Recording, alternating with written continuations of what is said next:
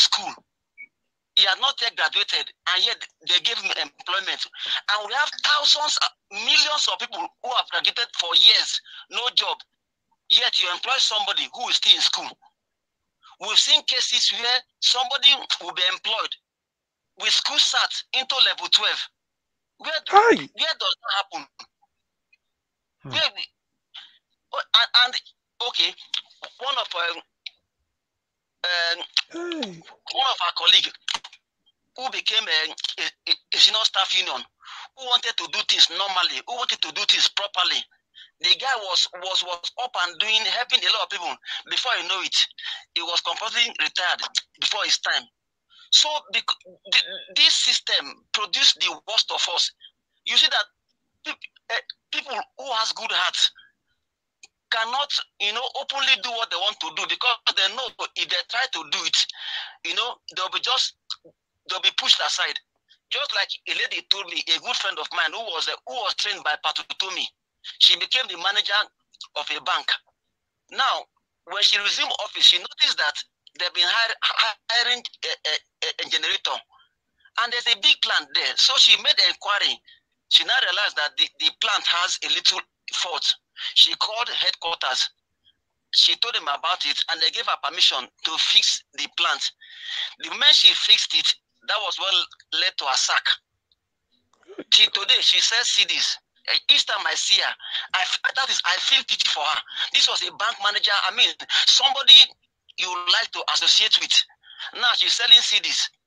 You can see how. Now tell me, if this man comes in now, if God forbid Tinubu comes in, what will be left of this country? Okay. Now, when it comes to I'm sorry, Mr. Emmanuel. I'm sorry, this is a personal question. How old are you? I'm 45. So a 45 years old man crying like this, and then we still see people who come on air to counter us that Nigeria is fine for a drug baron to take over Nigeria. I don't know if you guys have a heart, though. I don't know. Go ahead, Mr. Emmanuel. Go ahead. I want to tell you how I lost my respect for a particular person. It was the time he said God told him that redeem will see the rapture. I analyzed that word and I was like, Almighty God, just like as a father, I cannot prefer one of my child above others because I know the implication. Now, for you to say God told you that this particular church will see the rapture, so does that mean that Christ Embassy winners, deeper life and the rest will not see the rapture? So after analyzing that particular word with several others, I just know that all these things, what these guys are doing. I thank God for Nigeria Watch. Why I'm saying this is because majority of like what you guys do, we don't attack tribe, but I noticed that some of my friends who are from this particular region, they always say before the election they were against Tinubu squarely, openly. But after the election, I kept seeing some of them saying, well, maybe God will use him, that God can still use him. I started seeing a change from their conversation. But I thank God that over here, there's been this consistency. Even our Yoruba guys here, I see that they maintain their cool. They don't speak with two mouths, which I thank God for, because a lot of people, millions all over Nigeria are still hooking up and they are getting the truth from here. So I'm appealing with you guys to please continue this. I want to, because I just have that hope, because for me, I can't imagine Tinubu becoming the next president of Nigeria. I mean, how? It's just like we always say, it's like from fry pan to fire. What will happen to us? What happened to we down here? What can be worse than hellfire? Because already we are in hell. So if you take us from hell, where are you taking us to? So please, before, like for years, I stopped praying praying for Nigeria. But the moment I saw Peter Obi for the first time, I find myself every day, with my family, we will gather, we will pray for the country just because of this man that, that I would say God presented him to us. And like my friends always say that this is Nigeria's last chance, Nigeria's last hope. And yet, a lot of people want to allow the devil to use them to truncate the plan that God has for us. And they will not succeed. They won't succeed by God's grace. Look at how we are suffering. We are trying to make ends meet. Things are expensive. No road. Even the car some of us are using because of bad roads. You see, just before yesterday, they were fishing a road, put a very deep hole there. If it was in the foreign countries, you see barricade, you see tape lines or so to let people know that there's a ditch there. Lo and behold, by 11, a car just went inside and right deep inside the hole. And the next 2 days, I saw some road safety men there. I told them, I said, look, you guys were supposed to put a barricade that if that guy didn't make it, his blood would be on their hands. How can you put on a major road, when the car nosedive inside, it was just the back of the car you will see outside. That's to tell the impact. I just hope that the guys survive. This is what we face here every day. This is our our experience. Thank you, my so brother. we are only praying. We are only believing God. And Mr. Elvis and all people who have been contributing, I want to say a big thank you for the work you guys are doing. And please don't stop. Keep doing this, because you are rekindling our hope. Each day we see more reason to live, because each time we hear these conversations, it gives us hope, it gives us courage, and it makes us believe that somebody without hope, you know what that means? That despair, hopelessness. No, it's not something we would like to relate with. But getting this hope we get from here every day, it keeps us moving. And by the grace of God, I want to believe that we'll get there. Yes. Thank you, sir. God bless you, Mr. Emmanuel. May God bless you. I'm going to save your number. Please tell him to join the WhatsApp group. Tell him to, invite his friends. I'll add you to the WhatsApp group. Okay? Thank you. I'm in the WhatsApp group, sir. Oh, wonderful. He's there. Yes. I have a lot to say that cannot be said in public. Okay, no problem. We'll discuss that. Great guy. All right, sir. God bless you. Yeah. So Tony, there here. Tony Wahala. Wow. with this now, Mr. Elvis, that means Tony there. American Tony trouble. So Tony, don't sneak in. Tony Wahala. American version tonight. American version. What you have to when somebody they cry? I just people they cry. I have to wake up. I could Tony, not end Tony the Wahala show anymore because Wahala. because of this guy, Mr. Emmanuel, I cannot just say good night. Yeah, I don't have that heart. It's true. I don't have that heart. So let's talk about the Tony. Yeah, I was even hoping that I know we may not be able to ask him some question, but I was going to ask him some question. But let's talk about this topic on Tinubu allegedly jetted out of Nigeria to France. It is now never. And let also expatiate on what Mr. Emmanuel gave to us. For a 45 years old man to be crying like that on a national TV is disheartening. Is heartbroken. This is so disturbing. Nigeria, God, when will all this end, God? It will end. Wow. Sometimes it's not a joke, eh? This thing, this is Mr. This is why we are talking about competence.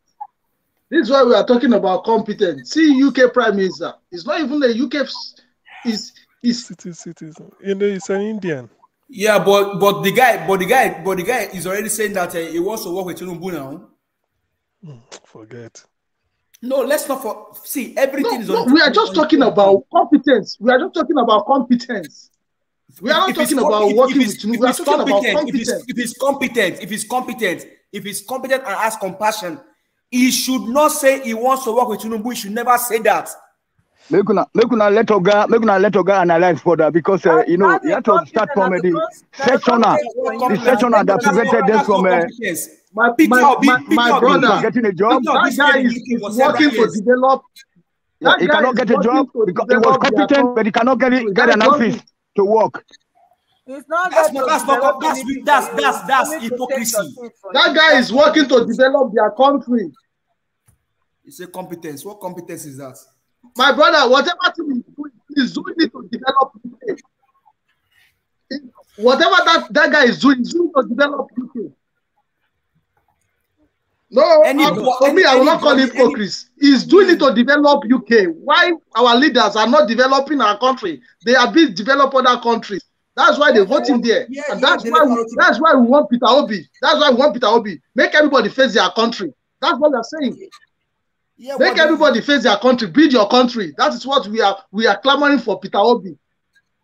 Okay, now I will not call that. I will not call that. Not be them send us, maybe they corrupt. Okay, but listen now. It's our own problem. Okay, listen now. Dele Farotimi came to the United States. Whatever he said it on the soil of the United States. Dele Farotimi said everything that he said on the soil of the United States. There are things that I personally was scared for him. But that guy stood on courage. He stood on truthfulness. He stood on righteousness. Always. That is a man for the nation. Exactly. Because but I know, but you know, whatever that is also celebrating people that are celebrating criminals. It cost America. It cost America on their soil. It cost them on their soil.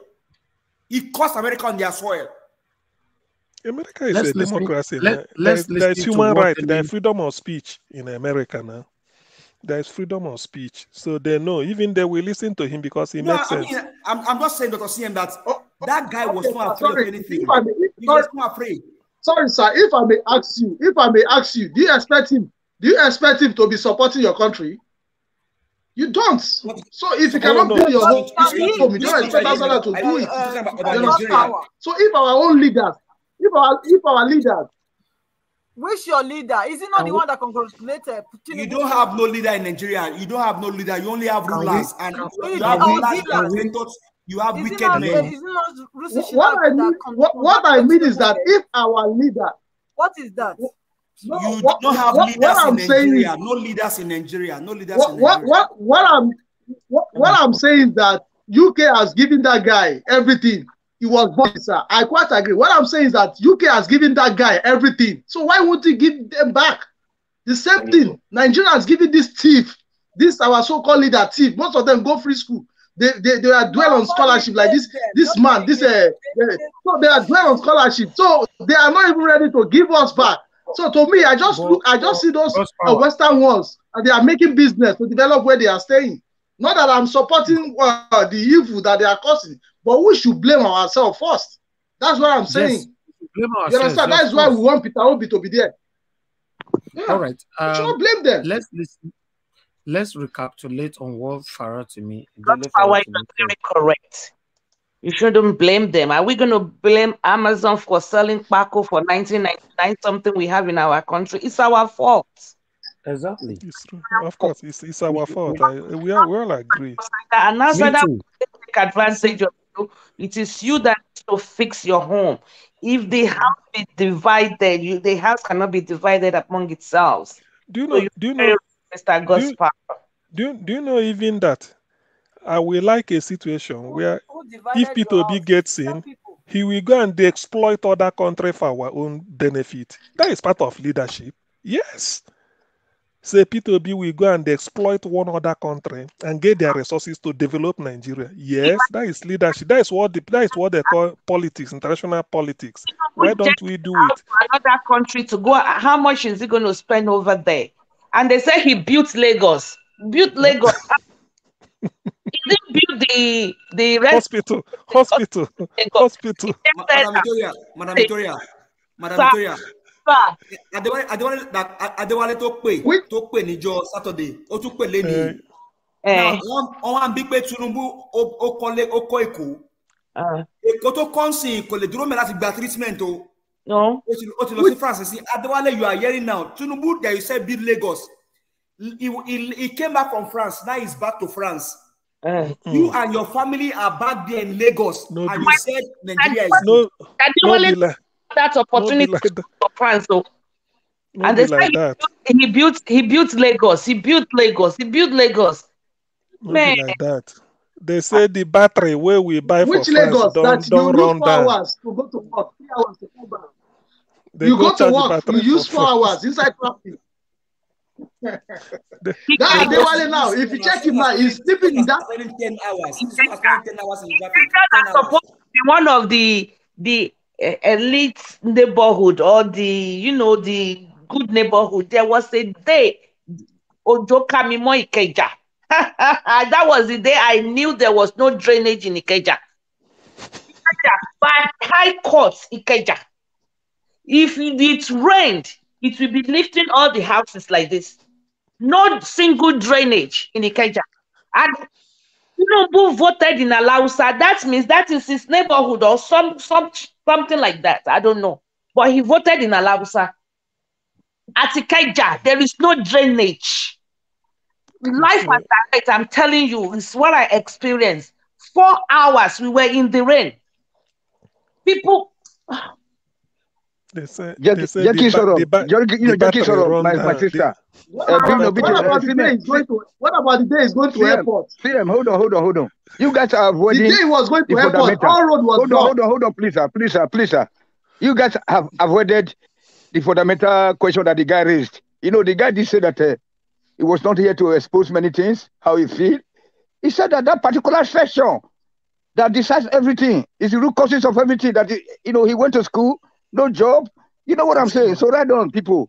Not gonna address that issue because when I talk now, I'll see how they go against people. Mr. Tony, let's not toil on that because that is what he said. That is what he told us. Hold on. To get anything that he needs to have friends for that particular session. And if Obi comes in now, how is he going to carry out all these lofty plans? Hold on, sir. The guy said something when he came here.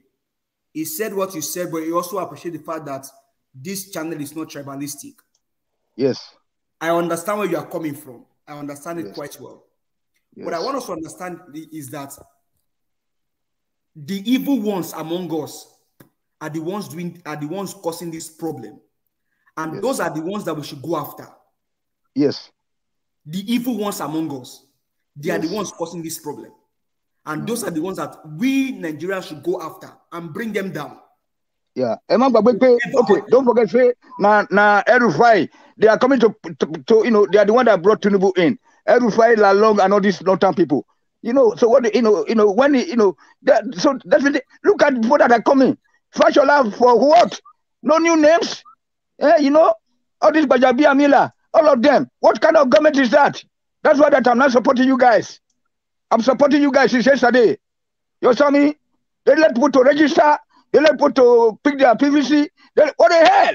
They don't want to upload electronically. So I said, okay, now I'll switch side. I'll switch side. Not that so, in European Union, you hear different names. Mogherini, the other name. In 2 years, another names. What the hell is Fashola coming to do in government? What the hell is Bajami Ambila? All this Erufai? Imagine, Mr. Tony, do you know that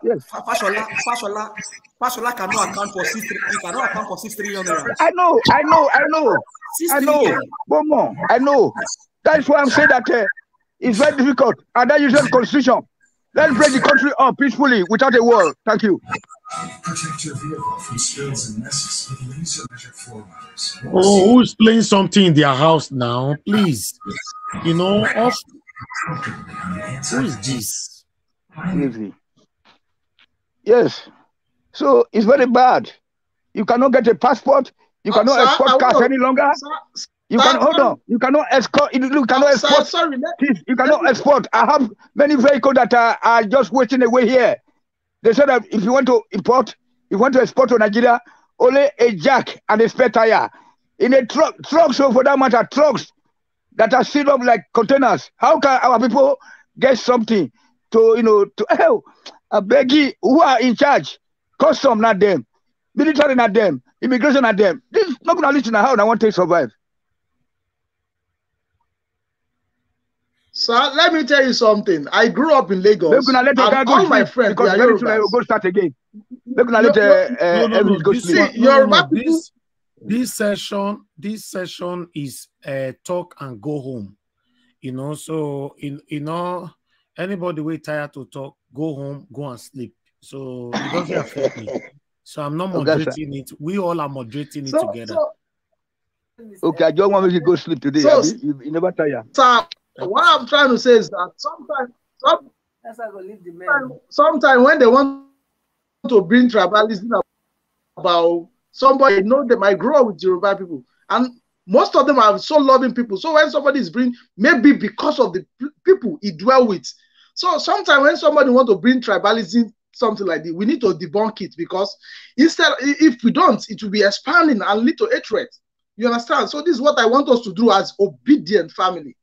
We don't want to be dwelling on all this tribalism. Our social representatives in the Senate not fighting for us. They will just collect money. Look at Akpabio. He got 80 billion. He stole. Nobody will touch him because he supports one particular party. I mean, what the hell? Jumping from one party to a party, and then he was holding ticket for the senator and presidency at the same time. It's my ex-government is a criminal. Yeah, you know now. So it's just a joke. The system is just a joke. We just hope that Obi can be able to get this now, because there's a good chance for Obi to get it directly if they don't want to say, okay, let us give to the second run-up or runners up or whatever. They have their game now. Hausa people, Idoma, Fulani, TV. Now they have a problem. Thank you. All right, Mr. Tony, please. Edo people is also our problem. In case you are not aware. Yes, Oshomole there. Yeah, they are. Yes, I know. Every tribe in Nigeria is our problem. Please stop being focusing on these people. Don't do this rubbish here. Bad eggs. We have okay. Please, I don't like it. I told you before. Do you know how many killers you have in Edo State in the name of land grabbing? How many of them have you sorted out? Please. I don't like people that is biased. They don't get job now. They don't get job. Organizer watch. They don't get job. It doesn't matter. So because they don't get job, maybe they keep people. They go abi. No. For example, now you take something from Edo State, you take and go to Europe. The money will come. Forget. Take and repair Edo State. Those kind of conversation here. I don't like it. All right, I told you before. Now easy. Okay, no wahala today now. No wahala, sir. Thank you. What are we saying? Yes. Is James Ibori, is he a northerner that stole money that was jailed in wicked that kill people? He's wicked that betrayed everybody. Is he a northerner? MC Oluomo. Their master. Ekoromadu that they just jailed now. Is he a northerner? Yes, indirectly. Is he a northerner? Is Oshomole. Oshomole that is Oshomole, is he a northerner? Aliyu Adamu. But be fair. Don't be focusing on one specific tribe, and at the end of the day, you don't talk Niger about Watch. It's wrong. Niger Watch. Hello, sir.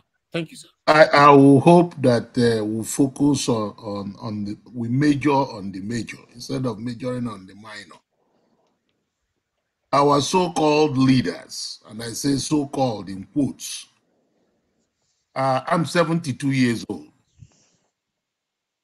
I marched in the Nigerian Independence Day in Lagos. When Elizabeth came down, I remember that vividly. And like I've told you guys before, I went to school in Ibadan. What I'm saying is that our leaders have used the different tribes and ethnic groups that we have in Nigeria to literally divide up Nigeria. And that's the problem that we have today. So if we as obedient and young people and old people are going to fight this thing, we have to fight it in unity. if we start talking about the same thing they are talking about, then they've really defeated us in what is going on. I was listening to the young boy, the young guy that called from Nigeria. He's the same age as my son. The same age. I was listening to him and crying at the same time because I didn't know in my young years, our parents used to pray that we will be better than them. Now, our parents are literally praying by default that they will be better than us. And people ask me, how is that? I said, well, you can be praying, but your body language is saying something else. Because if you are praying that your child be better than you, but you are taking all resources because you have the opportunity to do that, and then putting it on your child only, that prayer is useless. Because you are not really praying for the young people to be better than you. Most of our leaders in the 1960s were in their 30s. All of them, including the military guys. They were in their 30s. Now we have leaders that are in their 80s. Some of them are at my age. I retired 5 years ago. In the US, I could walk till I'm 100, but no, I retired 5 years ago. The reason is because my kids has to be better than me. And if what we need to do, or what we've been doing, is to focus on the major thing. The major thing is what is going on in the tribunal now. That's the major thing. God is working through all of them. I know that. But if you notice, everything that we've read in the Bible and even in the Quran, because people always tell me the Muslim, the Muslim, the Muslim. Saudi Arabia is a Muslim country. United Arab Emirates is a Muslim country. Dubai is a Muslim country. Nigeria paid salaries for Dubai for 2 years. For 2 years. Dubai was a desert. In fact, it was the poorest country in that hemisphere. Today, Nigeria is rushing to Dubai. The reason is because why did it become one of the best countries that you look at? It was a 35-year-old boy. I call him a boy. That they elected, and the guy said, I am going to turn Dubai into the oasis of the world. And they turned the whole desert into an agricultural land. And here we are in Nigeria, we have acres and acres of agricultural land, but we can't feed our people because we have armed robbers calling themselves leaders, and I call them armed robbers because that's what they are. You see, that's what they are. They are not better than the armed robbers we see on the street. In fact, they are worse than them. You see, so let's focus on that. Let's leave, because like I said before, this young man that spoke, I could not, I just got myself together in order to call back in because I was so distraught with what is going on. You see, I tell friends of mine, I'm not afraid to go to Nigeria. I'm not. I go to Nigeria almost 3 times in a year. I'm not afraid. Nigeria is my country. And one of the things I always tell some of my age groups and professional colleagues is that the problem is that people that were supposed to work on Nigeria all ran away. And the reason is because the barracudas, the armed robbers, decided to do things, so we are so afraid, so we run out. So what do? They got the position, changed the constitution, put all kinds of rules all over the whole place. So you can't import anything, you can't export anything, you can't build anything, you can't manufacture anything. You see, like I told some on Omoye's thing, I went to America when exchange rate was 20 kobo to $1. Excuse me, sir. Excuse me, sir. I just have a question. So, sorry, my name is Rita. I'm just want to ask you a question. Will you say now, with what you're saying so far, would you say that your generation failed us? Yes, they did. Yeah. I've been telling them that. That's why I said what happened to our own generation is we left Nigeria. We said, oh, we're going to go to America and study, and then we'll come back. Now, guess what they did? They changed the rules. And once they changed the rules, they put their own people in. So now you come back, they frustrate you. They tell you to go and do youth corps, then you do youth corps for 1 year, and then you come out. There's no job. There's no job for you because you have to know somebody to give you a job. So out of that frustration, you leave and go back again. So now, by the time we were prepared to start going back, some of us are in our 60s, 70s. So we've wasted our productive year in a foreign land. You see, and I don't want my children to go through that. I tell my children that I don't want you guys to go through that. I will fight for it. You see, I will fight for it. I fought during the Civil War. So fighting is not a new thing to me. The problem is we have to fight. This time we have to use brain and technology to fight. But we're not going to allow these people to take over anything. You see? Tinubu as a person is a human being. But he has nothing to give to Nigeria. He has nothing. He has riches without enterprise. A lot of them have riches without enterprise. None. They are billionaires, but there's nothing. They have no manufacturing company, nothing to build an enterprise. And I remember telling some of my colleagues when they were talking about changing money, I told them, I said, this is a distraction. This is a distraction. Forget about what APC is doing. This is a distraction to collect all the money and then suffer people. So people will not have money to go anywhere.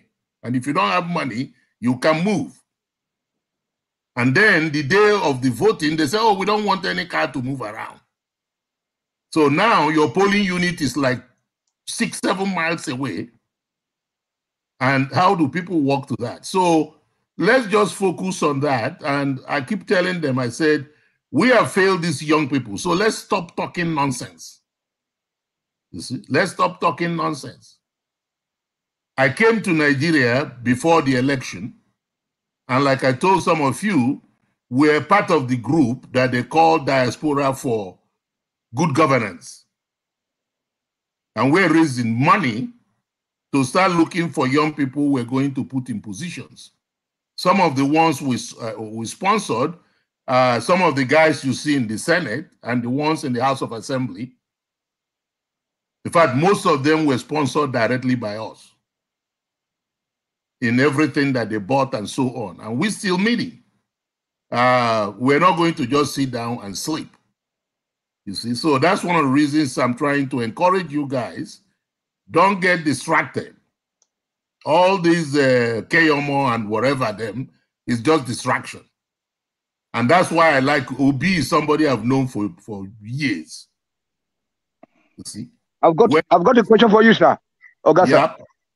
Please, sir. So what do you think about the current structure of Nigeria system, especially the constitution, sir? Well, let me tell you one thing. The constitution is not, we've been fighting for the constitution for a long time. But let me tell you one thing, which Obi told us when he came to the United States. He said, first of all, you have to get land before you get the mat that you are going to sleep on. If you get the mat and don't have the land, where are you going to be sleeping on? Now, even though he said it that way, most of us knew exactly what he was talking about. What he was talking about is when you get the power, then you can be able to start putting some of those changes in there. You see, you will start putting some of those changes. In fact, in the Constitution, there are some of the changes that they've made, which President Buhari signed. I don't know how many of you know what they call exclusive lists. We all do. We all do. Yeah, that belongs to the federal government. That's what is killing Nigeria. They can do and not do. Yes. Yeah. So they've removed that. So there are so many other things they need to know. All of us in the diaspora, none of us can vote. None, zero, can vote. But yet, from the diaspora, we send over $30 billion every year into Nigeria. More than what Nigeria earns from crude oil. Yeah. Mr. Lewis, I'm very happy you made a comment about the question, or rather the answer you gave Mr. Tony, because many people, some people who come here and some people who are still, I will use this word respectfully, still stuck in their ideology of separating or dividing Nigeria.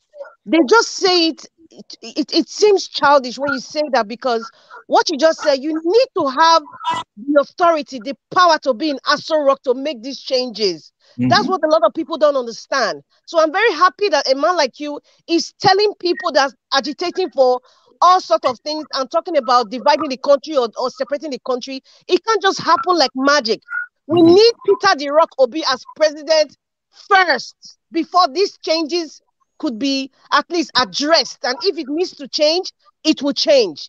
Thank you very much, sir. I just want to say I really appreciate you for saying that. Let me say that I did understand the question, that the answer that he gave me, that about the exclusive list. There could, the exclusive list, is still there. I'm not talking about the hold on, please. That's not what I'm talking about. Hold on, please. The exclusive list is like hold on, sir. The exclusive list. Tony, let him explain now. You can't just be telling everybody to hold on. The exclusive list has been amended. Okay. Do you know why the railway line went to Niger? And there's no railway line in the south entirely. Forget about the whole thing that they did. It's because railway is part of that exclusive list. The state cannot do that. The Ports Authority is part of the exclusive list. That's why the states cannot build ports. The federal government does. Even power generation. Even power. Now and the refinery. Obaseki cannot say he will build Gelegele now. Now we know this. No, madam, let me respond now. Madam, let me respond. Now, madam, let me respond to that. Power has been removed from the exclusive list. Yeah, are we now using Oshomo power now for Benin people now? Benin can now use it. The governor, if they don't do that, then the governor of Edo State is the problem. Yeah, then what about the oil that they said that they lack crude? That they lack crude. No, hold on. Let me give you for example. Okay. You see, sometimes we blame federal government for everything. In the Southeast, I told them in the Southeast, because if you look at the budget, every oil producing state gets 13% derivation of the oil revenue. And then they get what they call the constituency budget. That's in billions of dollars. Then they'll get the one they call security votes. That's in billions of dollars. I don't know how many of you remember during Obasanjo years, Ngozi Iweala was the finance minister. She published all the budgets and allocations to the states. So now we have state governors that are misappropriating money. And then you look at things like teacher's salary. That salary is a statutory allocations from the federal government. It's a line item thing in the budget. But what does the state governors do? They take that money and prioritize it to their own personal priorities. And then they tell you we don't have money to pay salary. I remember I fought it in the Southeast because I worked in the government before I left for the United States. I worked in the government from 1971 till 79. So I know what I was talking about. And I remember the Speaker of our House of Assembly said, there's nothing like statutory allocation. I said, bring the budget out. Let me show you where it is. So don't tell me you have no money to pay employees. That's a lie. Because it's a line item. You cannot take that money and use it for something else. So when we're fighting the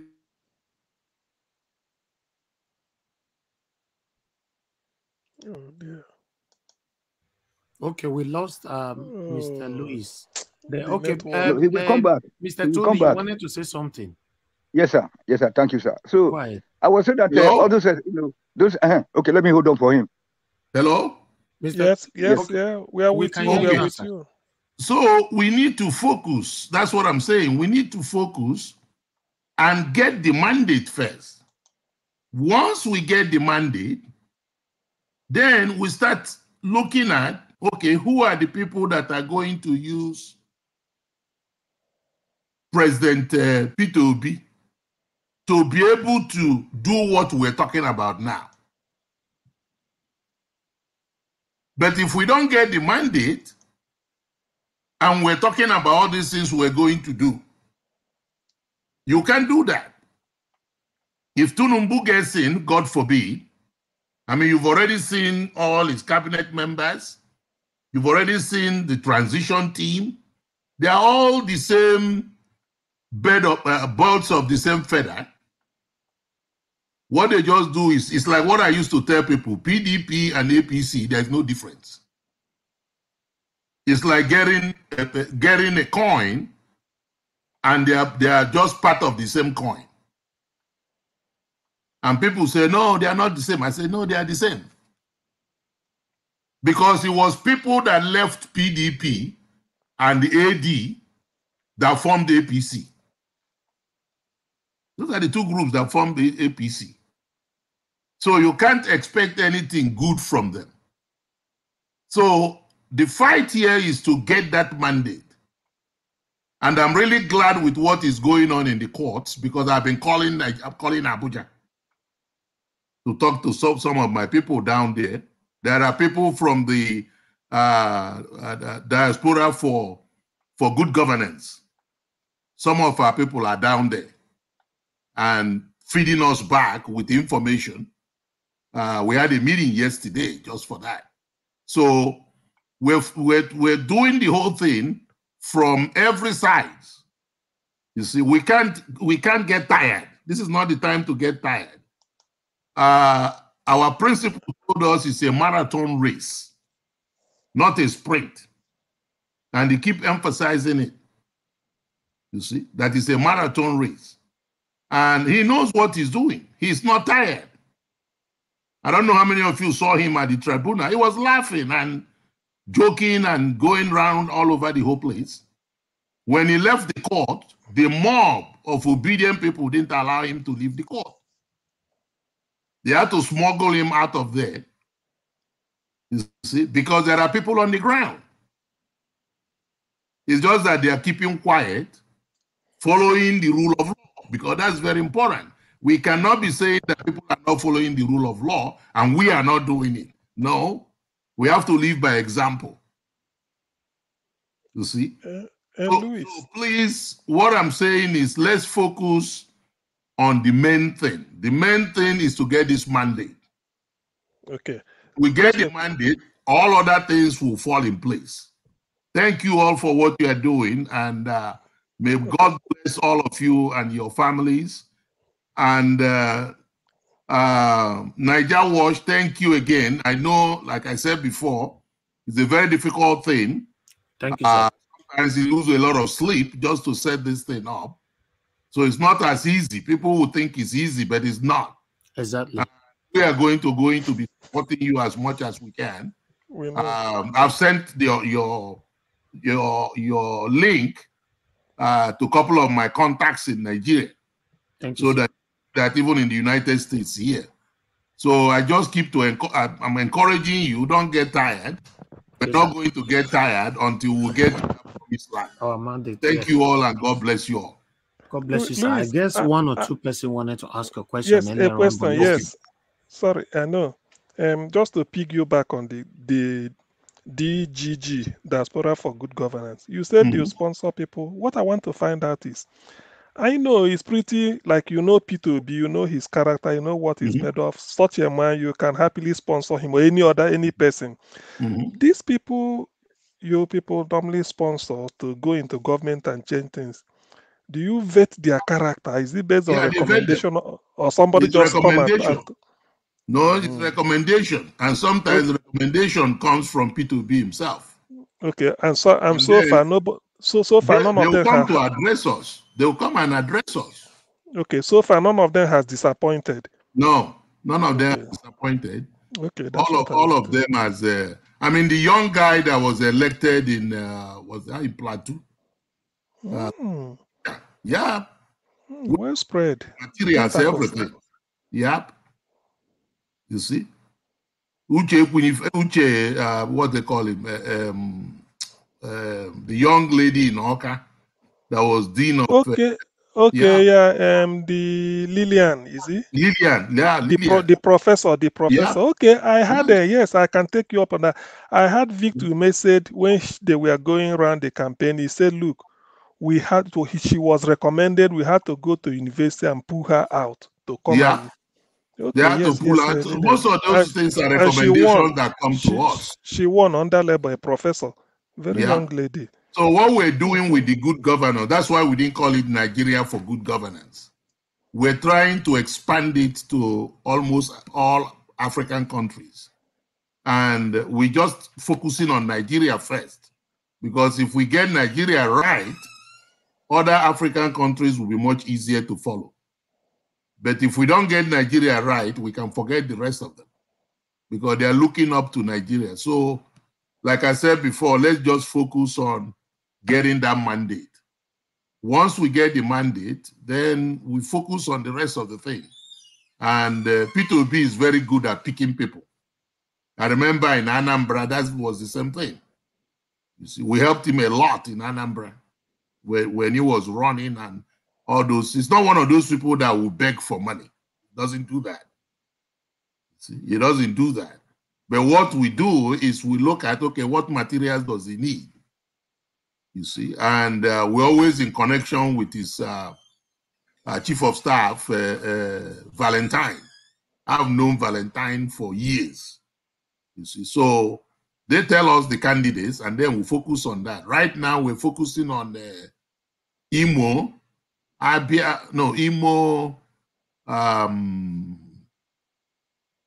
Imo, and I think there's two other states I can't remember them now in the north. But if you people can go as far as Plateau, you can also went to Plateau. You can also look westwards from the southeast. You look westwards. Edo Delta, southwest. Yeah. We're looking at. We have a person right in Benin that he lives in the United States. But he's been in Benin now coordinating. So they look for candidates, not only for governors, we're also looking for grassroots. We're also focusing on councillors, people who will be councillors. We're looking at that because those are part of the grassroots. If you can't get those grassroots, it will be difficult to start getting into the governors and all those type of things. You see, that's how we were able to get Abia State. Mr. Niger Watch, maybe you should become something. No, Niger Watch, we need to finish this, and then he may go in there and be a media person. Probably.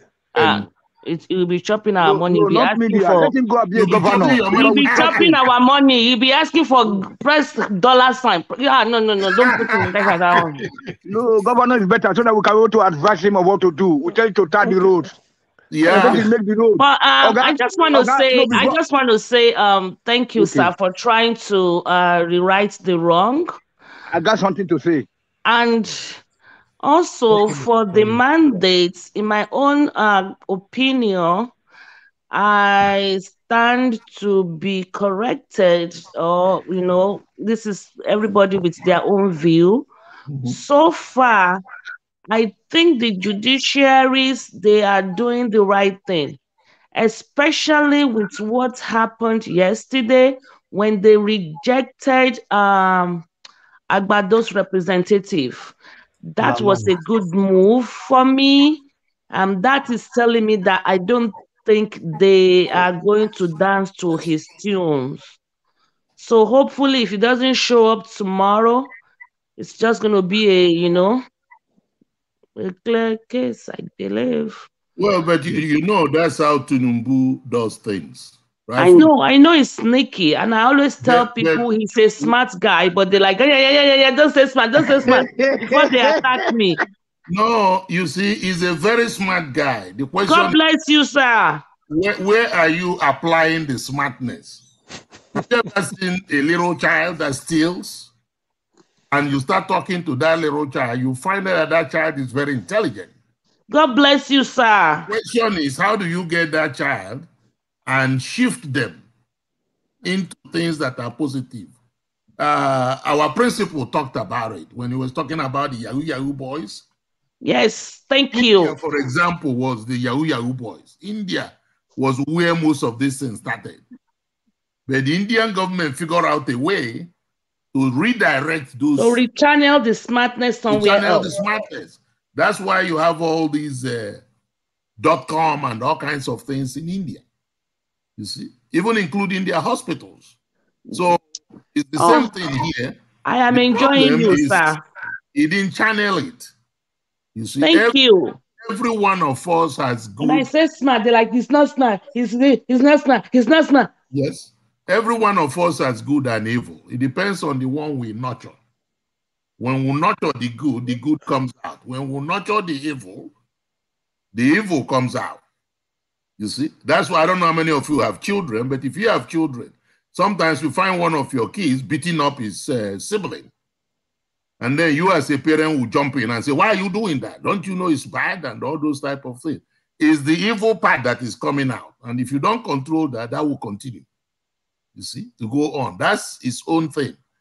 He let his evil part keep going and going and going. So now, Nemesis is catching up with him. You see, and he's too old to change. Why, let's say, some of us take exception to the word, associating Tinubu with the word smart, is that we never see anything good. Imagine no, smart doesn't mean you are doing everything good. I know who pocketed. I'm coming. Who pocketed Lagos, causing untold hardship on people. So when they say it's not, then you now start to wonder of what use, how, even if to help the people. He said these are the governor. He governed the state. You could have at least shown it there or use it to outmaneuver something good and bring to your people. Rather, you are milking them.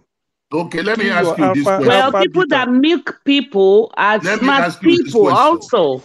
All the people there, all the people in Lagos that are smart, why do you sit down and somebody like that came and maneuvered you for years and you're following that person like what they call it, like not even a goat, you see, but like a lamb. Lamb doesn't have sense. Oh my God! Right on, sir. So if it's a goat, there's a way you do goat. Goat will fight back. You see, but lamb doesn't fight back. So that's what has happened. And I remember when people were telling people about Tinubu, they keep saying, no, he's a nice guy. Because he gives them $2 million here, $1 billion here, and they sold their soul. You see? All these things happens.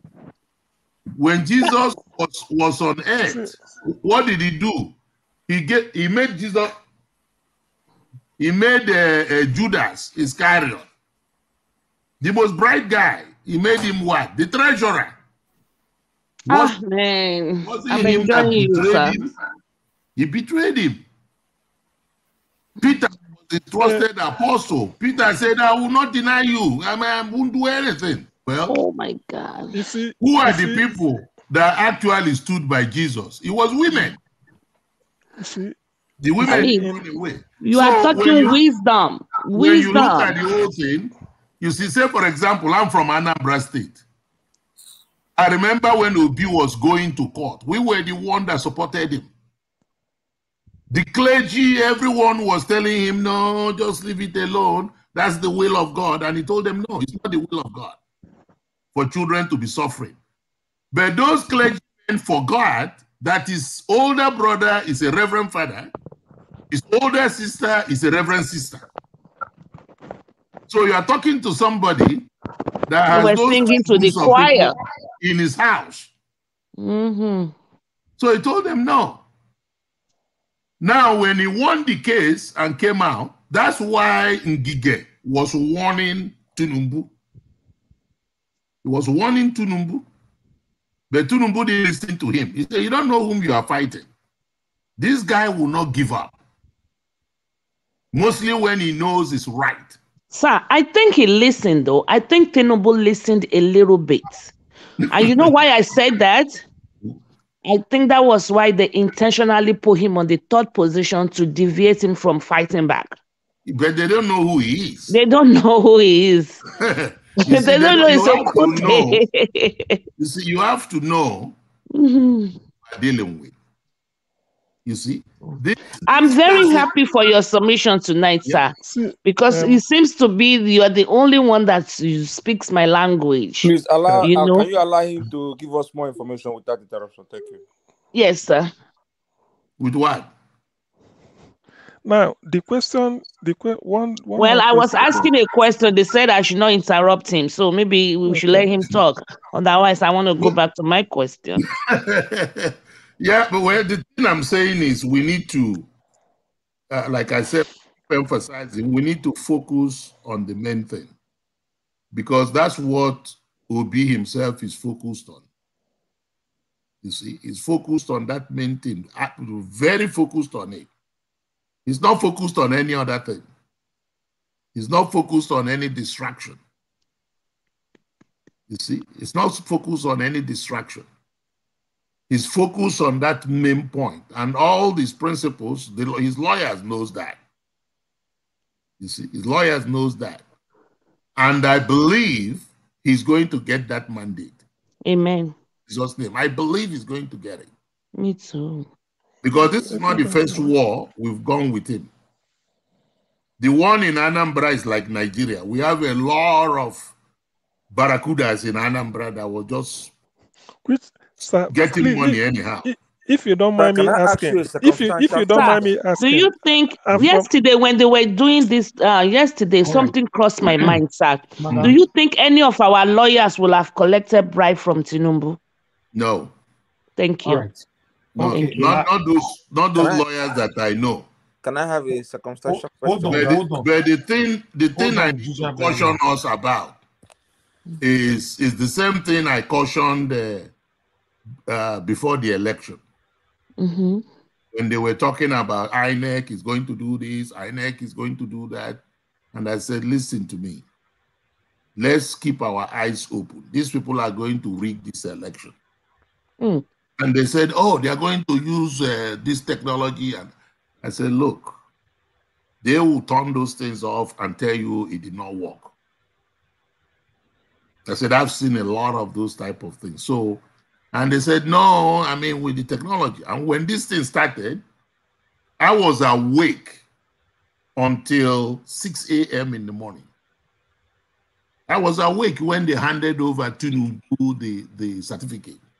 I saw it too. Now, this is Tinubu who sleeps in a wimp. He says that. But that very morning, he was wide awake. Yeah, we've analyzed it here. You see? So I said, okay, this is somebody that sleeps Even while we are still talking to him, suddenly he's awake. You see? I said, which means it's a planned thing. You see, and my friend called me from Nigeria. He said, you said this thing when you came home. I said, well, I told you guys. I said, there is something we used to say in Igbo land.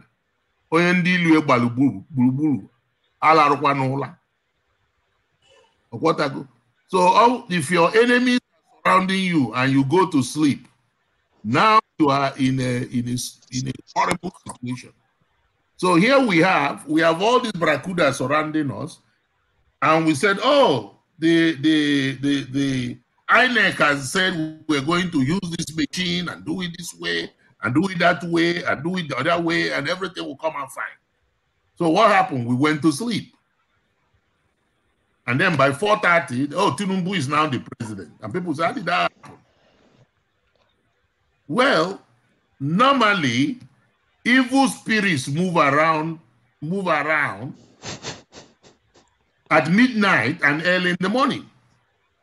Now, you see those witchcrafts that say they were supporting Tinubu. When do you think they move around?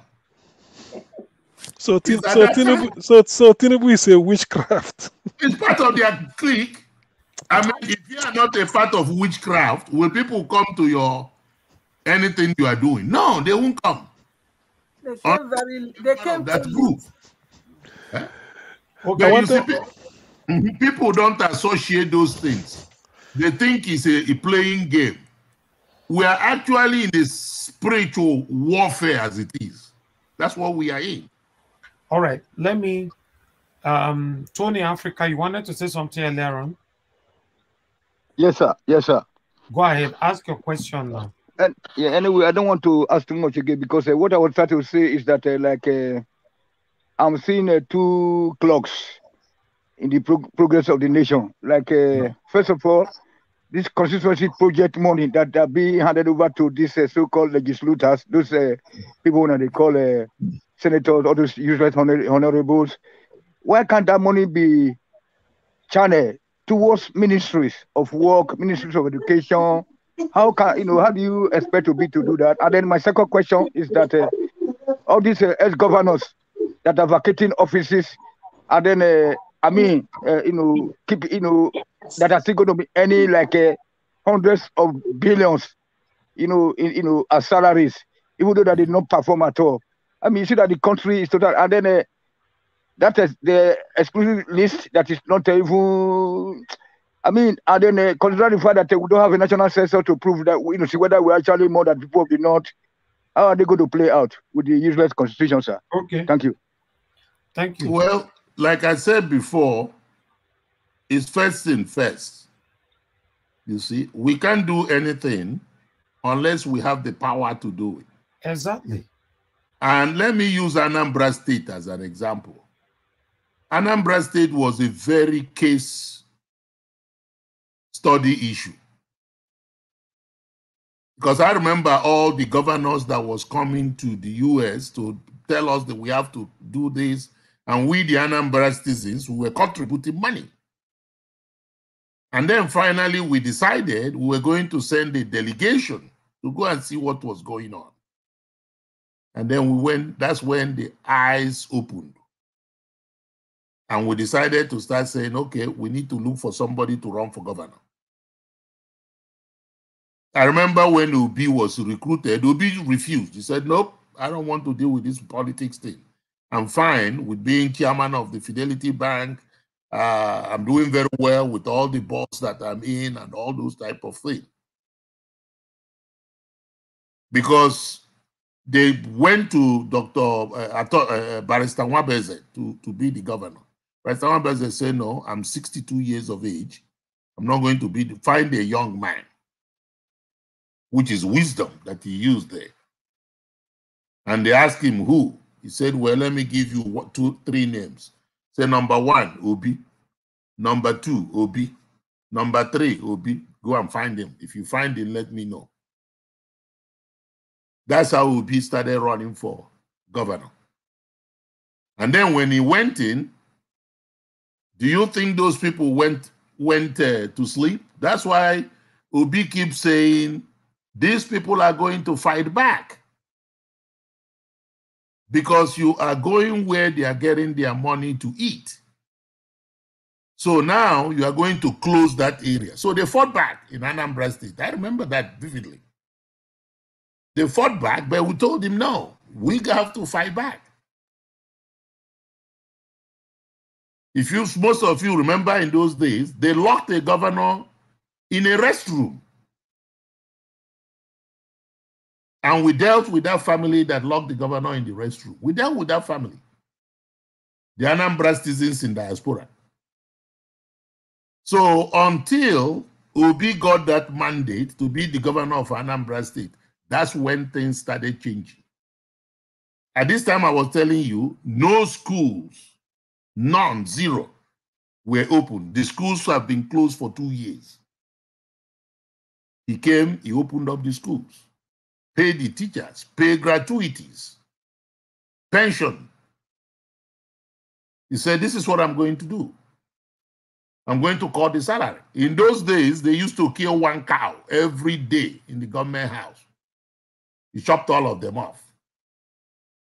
The governor's, what they call it, his cars that he used in going, Anambra State governor uses about 25 of them. He cut all of them down. He said, it's only 5 that we have. They even opened up a fuel dump where they put fuel. He shut that down. Said there's no way. We're not paying money for that. All the furnitures. I know people who build furnitures for the state.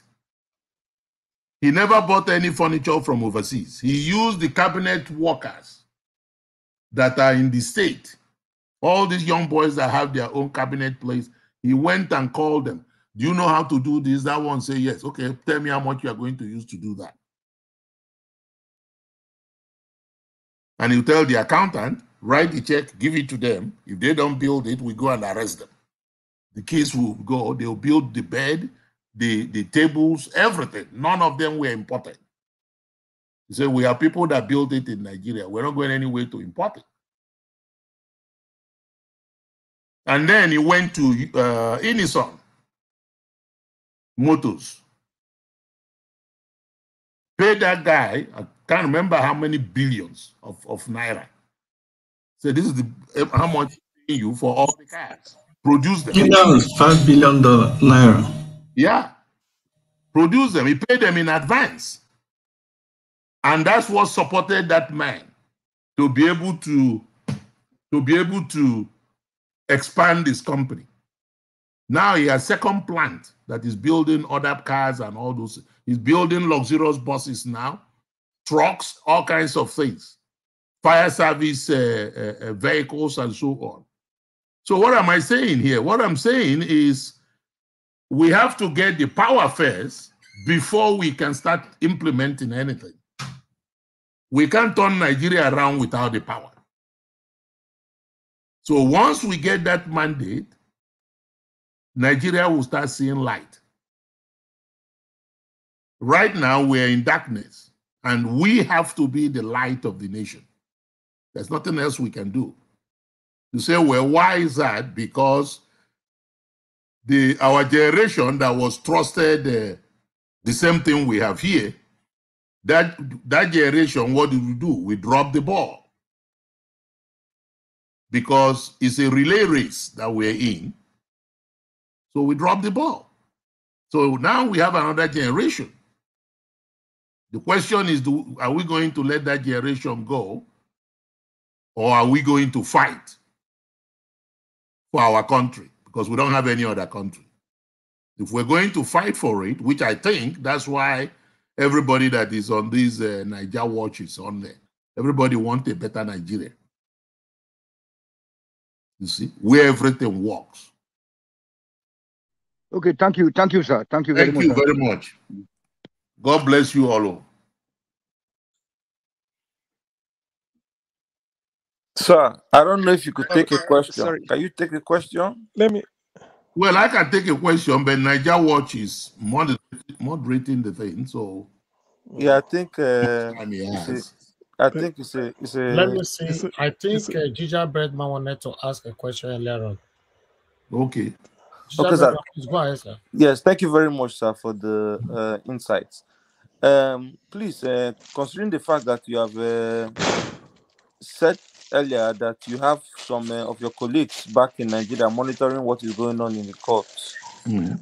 So I want to see if I can relate what happened in the court yesterday and what happened at the Supreme Court in Osun State. I think is it the same council of P2B, the same council of Governor Adeleke, if I'm not mistaken, right? Yeah. Great. So with the judicial arm rendering these two, judgments at both at the appellate court and the superior Supreme Court, are we to say, to read the meaning that the judicial branch are trying to make a statement that they are now going to sit up and do what is needful according to the rule of law? Well, that's what we're hoping that they will do, because they know that all eyes are on them. Not only the eyes of Nigeria, but the eyes of the world. And the other thing that gave me hope is before the election, I didn't have hope on Nigerian election. I didn't have hope at all.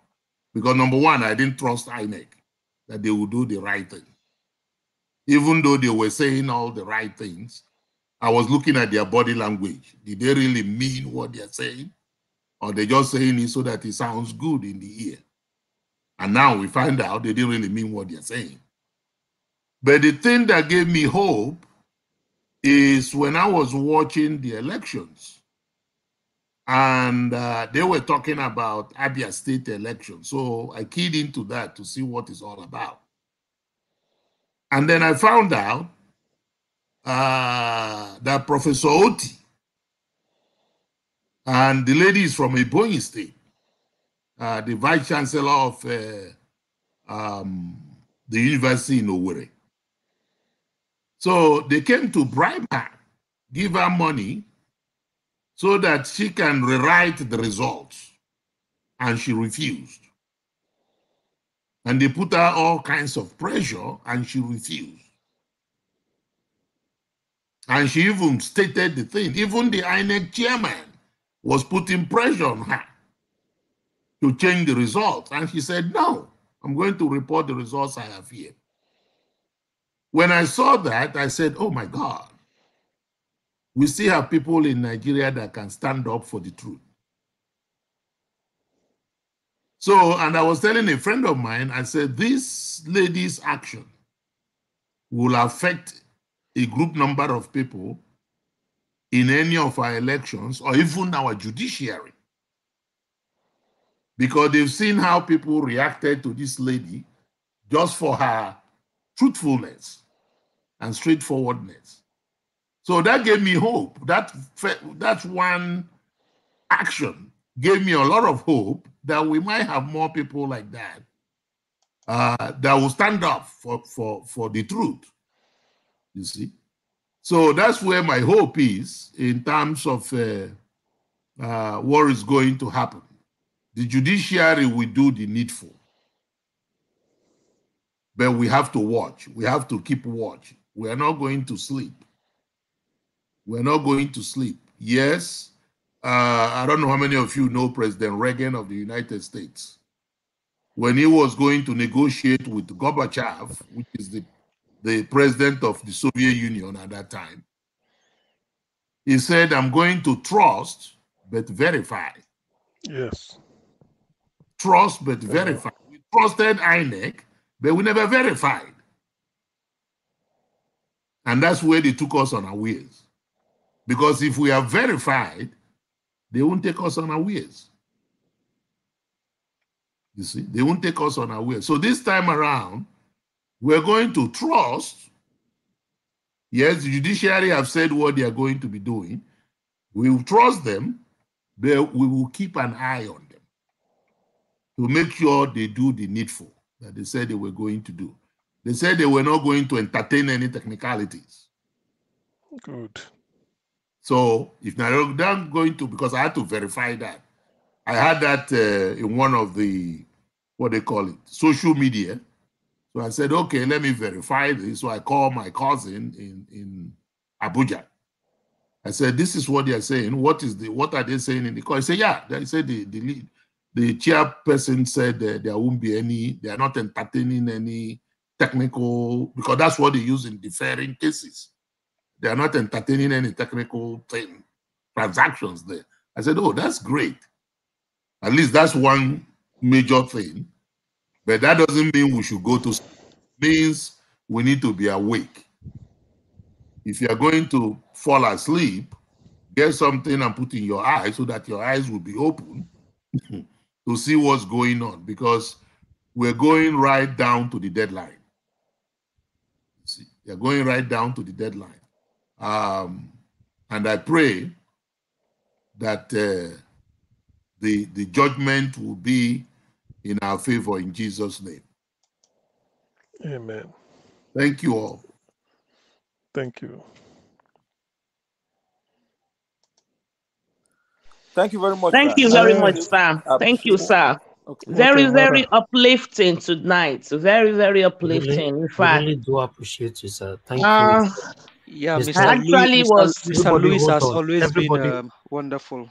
everybody Yeah, hold on, I please. listened for the first Mr. time. Victoria, I sat down here. I was listening and Madam enjoying you Victoria, speak. Madam Sir, Victoria, hold sir. on, please. Madam Okay. Victoria, hold on.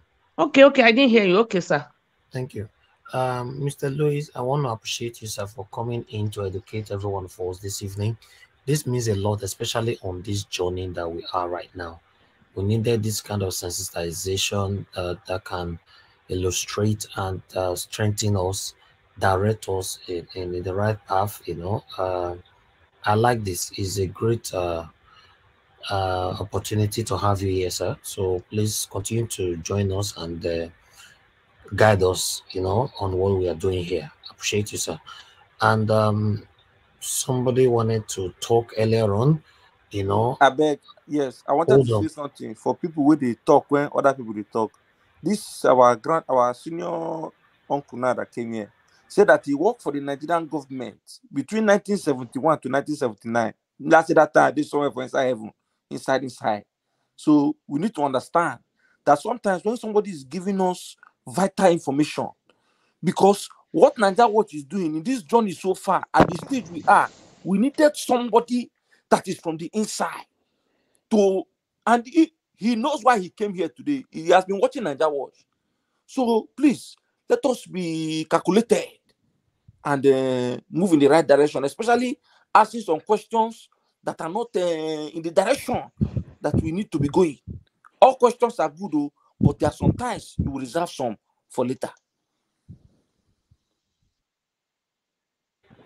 Thank you very much. All right. I'm Everybody. glad that I was able to attend. Like I said before, I've been watching Nigeria Watch and Omoye and the rest of them. Fayegun, Mayegun, I've been watching him also and looking at what is going on. Sometimes I try to get in. I can't get in either because I'm late or something like that. But at any case, I think the important thing is for us to be supporting all these platforms. Because if we don't support them and they shut them down, then we don't have any other way to go. But if we support them the best way we can and do the likes and share and all those type of things, again, they will be able to be encouraged to continue doing what they are doing. So I just pray and encourage you all, whatever you can do to support those platforms, do it. It's not a wasted amount of money. Thank you, sir. And of course, God will bless you for that. Thank you. So I thank everybody for all the effort that you're putting in. God bless you. Thank you, sir. Thank you. Amanda Patricia, you'll be quiet. I thought you wanted to say something earlier on. If you're still awake, please talk to us. I wanted to say something. Okay, go ahead. Thank you, sir, for the advice and counsel, and also the insight that you're giving to us. My question is, would it not be right to call evil for evil? Because I disagree that we call people that are fraudulent and malicious evil or evil genius to be smart. I think the proper word is evil genius, not smart, because smart but you call them genius. Evil genius, yes, they are evil genius. Genius is gifted. Yeah, it's still smart is also in a way gifted. Yeah. It's the same thing. You are saying the same thing that you said. They shouldn't call them. So, when you say smart, like you defined it. You said smart can be good and can be bad. Yeah. So why don't put evil smart?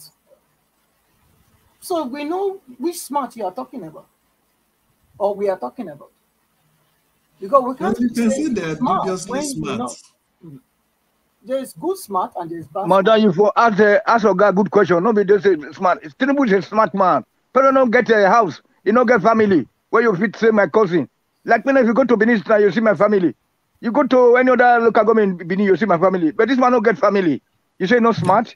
Nobody use such words. Nobody use such words for criminals. Not even that. Let's even assume. Let's just use what just happened recently with Wike.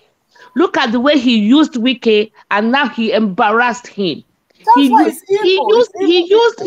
him. Now he has dumped Wike. He has given him the shocker of his life, telling him, you cannot banter with. You should go and banter with Sanwo-Olu. I'm not your mate. I'm your president now. That is someone that is smart. It's not smart. It's not smart. It's not smart. I think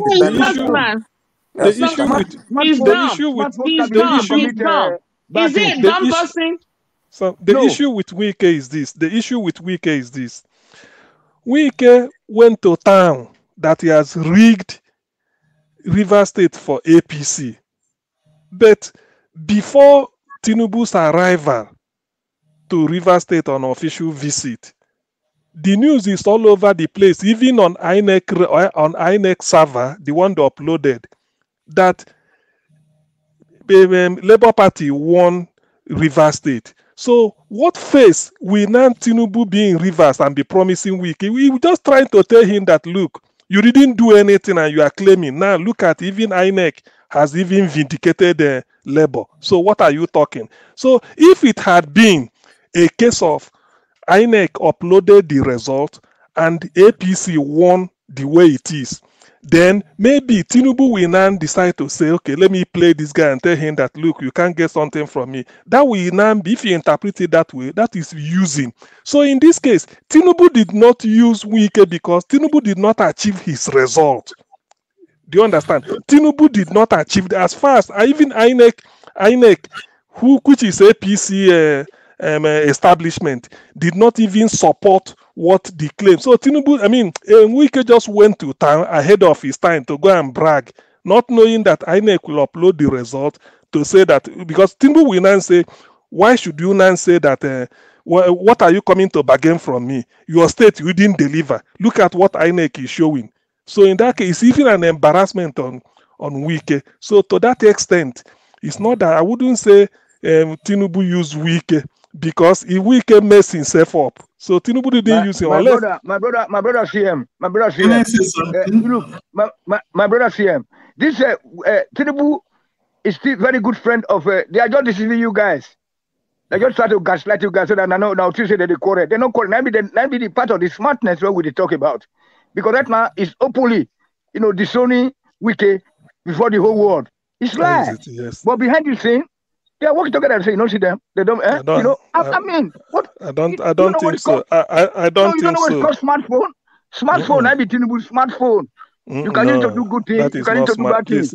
No, not that way. No, Tony, you will say Tinubu is satanic. Yeah, the devil is a very not that smart way. person, but in In the end, to be honest with you, in this business between Tinubu and Wike, to me, Tinubu came out with some glory because you, Wike, claim that you are good, you want to rig for him.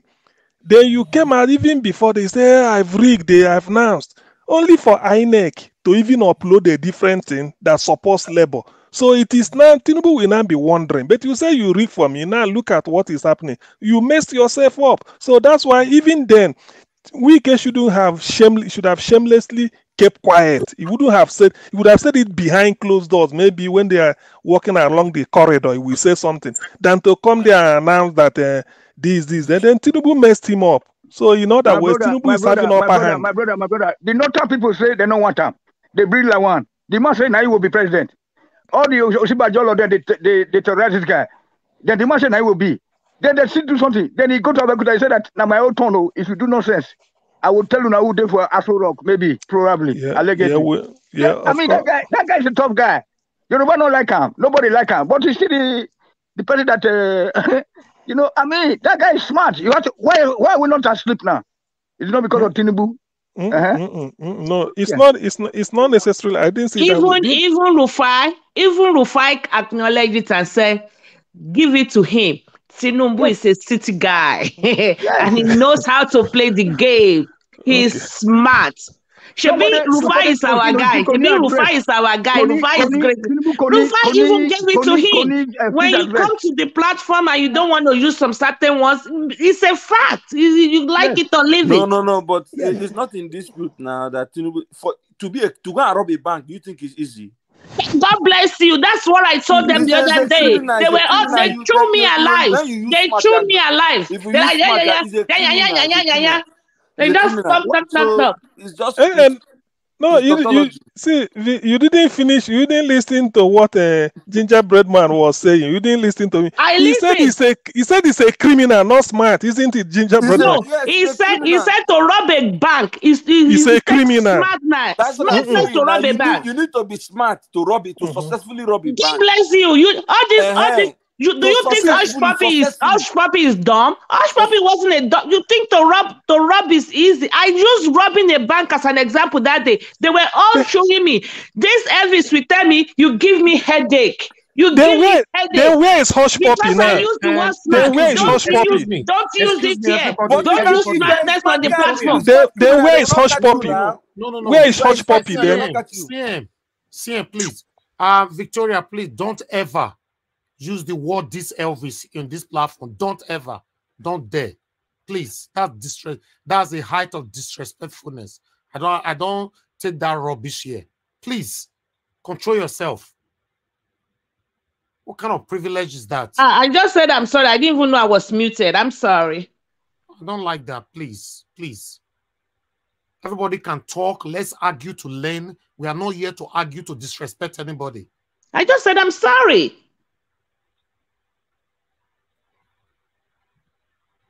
Okay, let me say this. Let me conclude.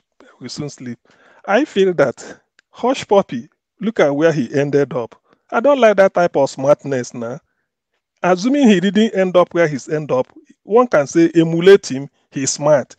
What is the point of putting yourself in a hot palm oil? Yeah, you are the only one. But the money should go on. The money should go on. All these agents are still working. Forget it. Do you know Americans interrogating him? Don't they have links? Do you know how many people they be even to close the account worldwide? Do you think you know why Hush Puppy was caught? It's not that anybody is going to be condoning or I'm not kind of endorsing Hush Puppy. Extravagancy.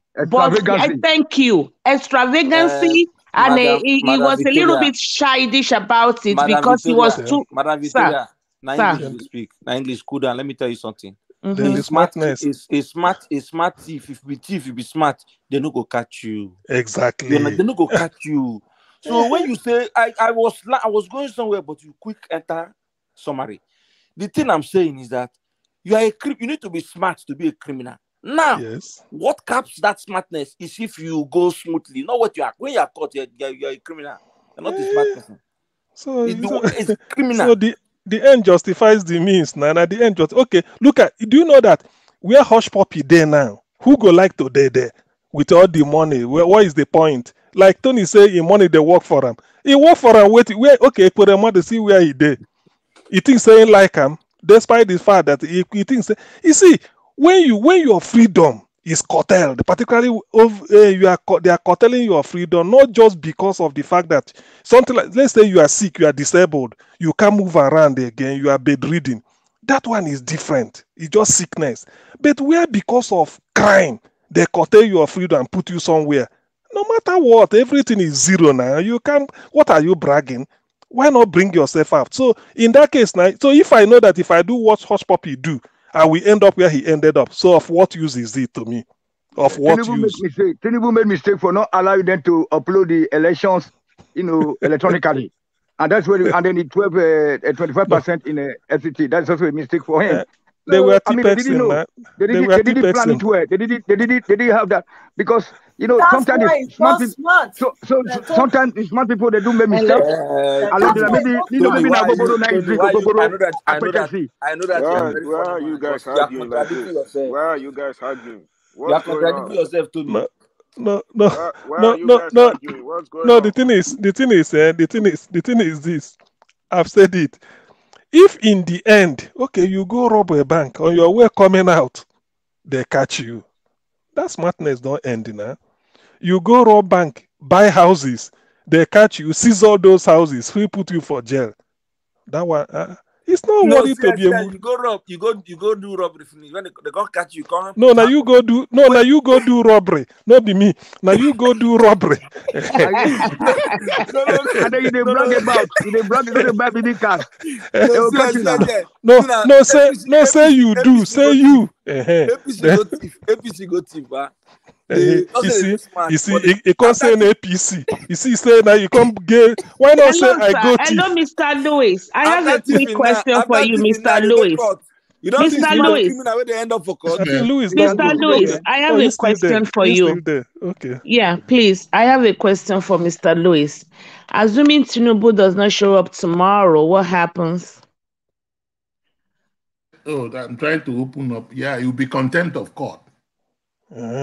But they say they go charge battery for France now. That doesn't make any difference. Could that be considered as part of the technicality that the talk was talking about? It's not technicality. Do you know that in the US, they've went to the hospital and get somebody's testimony right in there. Mm-hmm. They went to the hospital. They actually chained the person on the bed with the court bed. You see, because courts don't appreciate you violating any subpoena that you have. You see, so dodging that. I mean, look at what they did to the governor of Plateau State yesterday. I mean, he was lucky they didn't throw him in jail. Because that is impersonation right there. He wasn't the one that was, the petition wasn't addressed to him. Please, is that not what I said? That they should have held him for Lewis. Please, Louis. Sometime on Niger Watch Forum here, we like to be a bit comical so that we feel happy. Does it mean that because Tinubu don't specialize in distributing questions like he did in Chatham House, so when he came to appearing before the tribunal, he distributed appearance? Yeah. You see, that's the point there. Because this is something he has been doing and getting away with. So now he cannot get away with it. You see? It's like, say, for example, I always tell people that female judges are much tougher. I mean, those of us in the US, you don't want a female police person to stop you for ticket. You are in deep trouble. You must pay that ticket. I mean, they'll give you that ticket. A guy, you can beg and do all kinds of things, and After a while, they will say go. The female police officers, no. They go by the book. You see, by that book, that's what they go for. So same in Germany, sir. Same in Germany here. The women police, they are very they're not hear word. That's what I'm saying. So it's like in Nigeria, for example, where they are trying, the Tinubu is trying to play all these judges and so on. The judges are not going to tolerate that because it's an insult to them. So what did CJ and go find for France? I mean, for London. Well, they know what they go find in there. He knows exactly what he did. You see, I'm always with what the Archbishop of Abuja said. He said those people that rigged the election knew they rigged the election, and God knows that they rigged the election, and God knows that they know they rigged the election. So that's where we're going to stop with, because when you look at them, they keep saying, no, that's not what I did. No, if I don't know that's what you did, there is somebody that knows exactly what you did. And what they did not know is they are keeping example for their children. What you are telling your children is to lie. So they will continue to lie. One day they will lie to you too. You might be at your deathbed. You call your child. He said, oh, Daddy, I can't come home because it looks like I'm sick too. And you say, where did that come from? Well, that's what you were doing. How to escape heat if you don't have he watched all through. People don't know that. You see, it's like if you are smoking and you say your child, I don't want you to smoke. But he see you smoking, what do you think he will do when you leave? He will just go and take the same thing and say, let me practice like my dad. And then you come back, you see him smoking. There's nothing you can do because you created that atmosphere, that environment. You see? So it's like people are blaming Tinubu's children and all those things. No, that was the atmosphere that their father created for them. Criminality. Else. Drug baronism. Yeah, they don't know anything else. They haven't worked in their life. And you are telling them to go and work. Probably don't even know how to wash their clothes. You see? And now you are telling them to go and work. No, they don't know how to do that. You see? So now they are buying houses and all because they saw their father doing the same thing. Certificate forgers. The right thing to do. You see? So now the thing will come and boomerang on him. And they will say, okay, where did that start from? It started from the parents. Like father, like son. Yeah, it started from the parents. And then you see the wife that calls herself a pastor of the Redeemed Church, and you can't stand up and say, evil is evil. Satanic pastor. You see, evil is evil. So sometimes I wonder, the most important thing that Jesus gave us in his word of God is hope and love. We are hopeful. Yeah, he said faith, hope, and love. But the greatest among them is love. So whether you are doing prophecy and shouting all over the whole place and you don't have any love, forget it. Sir, I want to make an observation. Mm-hmm. I have observed that in the social media spaces, you know, it appears that it's one side of the country that are, you know, talking and speaking. But I know from, and this is my belief, that the other part of the country are in the same spirit like us, but their approach is different. Because when I look at today was I think the 50th day or the 51st day of the Occupy Abuja, give us our mandate back.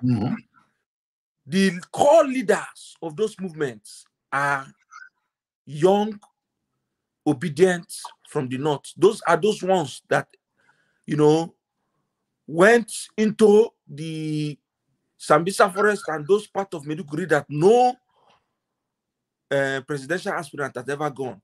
They were the ones that went into the grassroots of the north. And we know that, you know, the Labour Party received, you know, tremendous votes from the north. And those people, they are also as smart as we, but their approach is different. And the APC, they understand the body language of the country. And I believe the judges do. So we are expecting them to do what is right by the law. Well, the young people from the north, most of them are more physical demonstration, you see, because if you look at, there was a demonstration that came, it was all northern women. And then the southern women started joining them. In fact, the northern women came to Abuja naked. That's where the country started looking at, maybe we need to start doing something here. They came from Adamawa. And they're still demonstrating there. They're still demonstrating there. The same thing with Plateau. It's just that what you notice is that our press, some of them, I won't say all of them, some of them are bought. Because I've dealt with Nigerian press. If you want to write something, they want you to pay before they publish it. Even if it's an editorial or opinion side that you want to do, they want you to pay money before they publish it. If you don't pay money, they won't publish it. You see? So you ask yourself, what type of paper is that? I mean, look at when Ruben Abati was talking about whether they need to televise the hearing or not. And he will keep saying, well, the cost of doing it, the cost of doing it. And I was shouting to my TV. I said, what about people who died? We have 80 people died. How much do you think that cost would be to their parents? I was here watching Oputa panel. Oputa panel was 24 hours. I was here watching it when they were doing it. Was live. So there's precedent. There's precedent for that. And he's talking as if to say we've never done anything like that before. You see, we've done it. You see, we've done it before. If it's in the public interest, then you want to show it. And they don't even know. That's why El-Rufai said something that was very, very important. He said, we can make money out of this because there are eyes focusing on it, and you can advertise product. That's what America does. They like things like this because they can sell a lot of products through it. Because there's eyeballs trying to watch that whole, you know how many million people will watch that particular tribunal, both in Nigeria and overseas. And then you have companies advertising and doing all kinds of, which companies will be willing to pay for? You see? But it's only when we want to do the right thing, then they say, oh, money, money, money. We don't have money to do that. But when they want to do the wrong thing, they'll find money to do the wrong thing.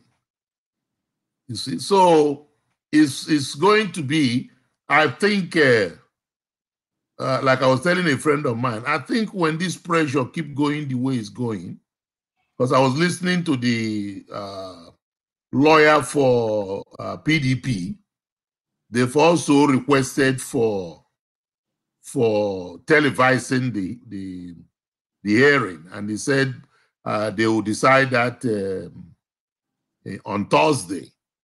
So let's hope on Thursday they will be able to allow that. So I don't know what they're afraid of. But sir, thank you very much for your. I mean, I've said earlier that you've always been a well of wisdom. I think I met you on Omaye's Corner, and then ever since then it's been wealth of wisdom. So will you think that the likes of Abati making such comments, and if you read his body language and all that he's been doing ever since this Tinubu? Because I know that when Tinubu, before he returned from France, Abati was always going all out. I mean, he was saying, but ever since Tinubu returned, I think he's been kind of like being kind of he's maybe careful in the way he analyzes things. I mean, I went on Twitter and even said that there are comments I put on Twitter and people were responding. So, what can you say about the character of Abati? Because at this time, regardless of where your either tribe or religion or sentiment, the nation actually needs men to stand up and people like you to speak the truth. I mean, Rufai also works in the media and he keeps saying it. Do you think the likes of Abati have been bought over, or what No, would it's not bought over. What you have to know is fear sometimes paralyzes people. If you want to do anything and you are fearful, you will not do it. You see, fear is one of those things. So he might be threatened before, so his life of his family and all those things. Now, it doesn't mean that El-Rufai is not fearful, but he doesn't let the fear control him. He does not let the fear control him. You see? Because I always tell people, I remember when we were demonstrating about apartheid in South Africa, in the US. There were people that were literally afraid, and I'm talking about South Africans that were literally afraid. Oh, don't do anything, just let it go, we go quietly, and all those things. And those of us who were not afraid said, no, we're not going to sit down there and wait. You see? And what people don't know is even during slavery, people were fighting that they don't want to be in slavery. In the coast of Savannah, the slaves torpedo a whole ship and kill the captain of the ship. You go to that coast there, you see it as part of the tourist area. Underground Railroad, yeah. Yeah, all those things. Martin Luther King knew he was going to die because they shot him before. But he said it's too late now. I have seen the mountaintop. That was his last speech. I have a dream. And then he died. He had four little children when that happened.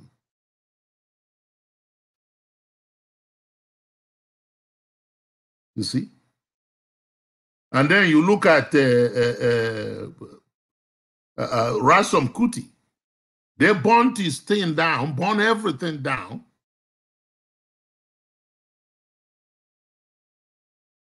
And at the end, what happened? Wasn't what he was singing about, is it not the same thing we're suffering today? You see? So you notice that people are afraid, and you're not afraid. It's like people are asking our principal, His Excellency P2B, to be very careful. And the man is not afraid. If you know that man is not afraid about anything, if you know where he lives in Onitsha, he comes out there and greets everybody. How are you doing? And all those type of things. And then he goes back in. You come to his house, he's going to serve you by himself. If his wife is not there, he'll serve you by himself. What do you want? You tell him, you go and get it. You see, by himself. And I used to tell people, don't worry about him. He's not afraid. He said, if he dies, he's gain. I said, because he has faith in himself. So a lot of these people that sometimes don't want to say anything is fear. Fear of dying. You see? So that's what we have. So it's like people say, oh, I'm afraid of Tinubu. Why will you be afraid of him? He bleeds the same way you are bleeding. He doesn't have his what they call it, his life somewhere, he can die the same way anybody else can die. I mean, look at him now jetting out to France because he's sick. Well, if he has all that power, I'll cure himself. But no, you can't do that. You have to go and see a doctor to do that.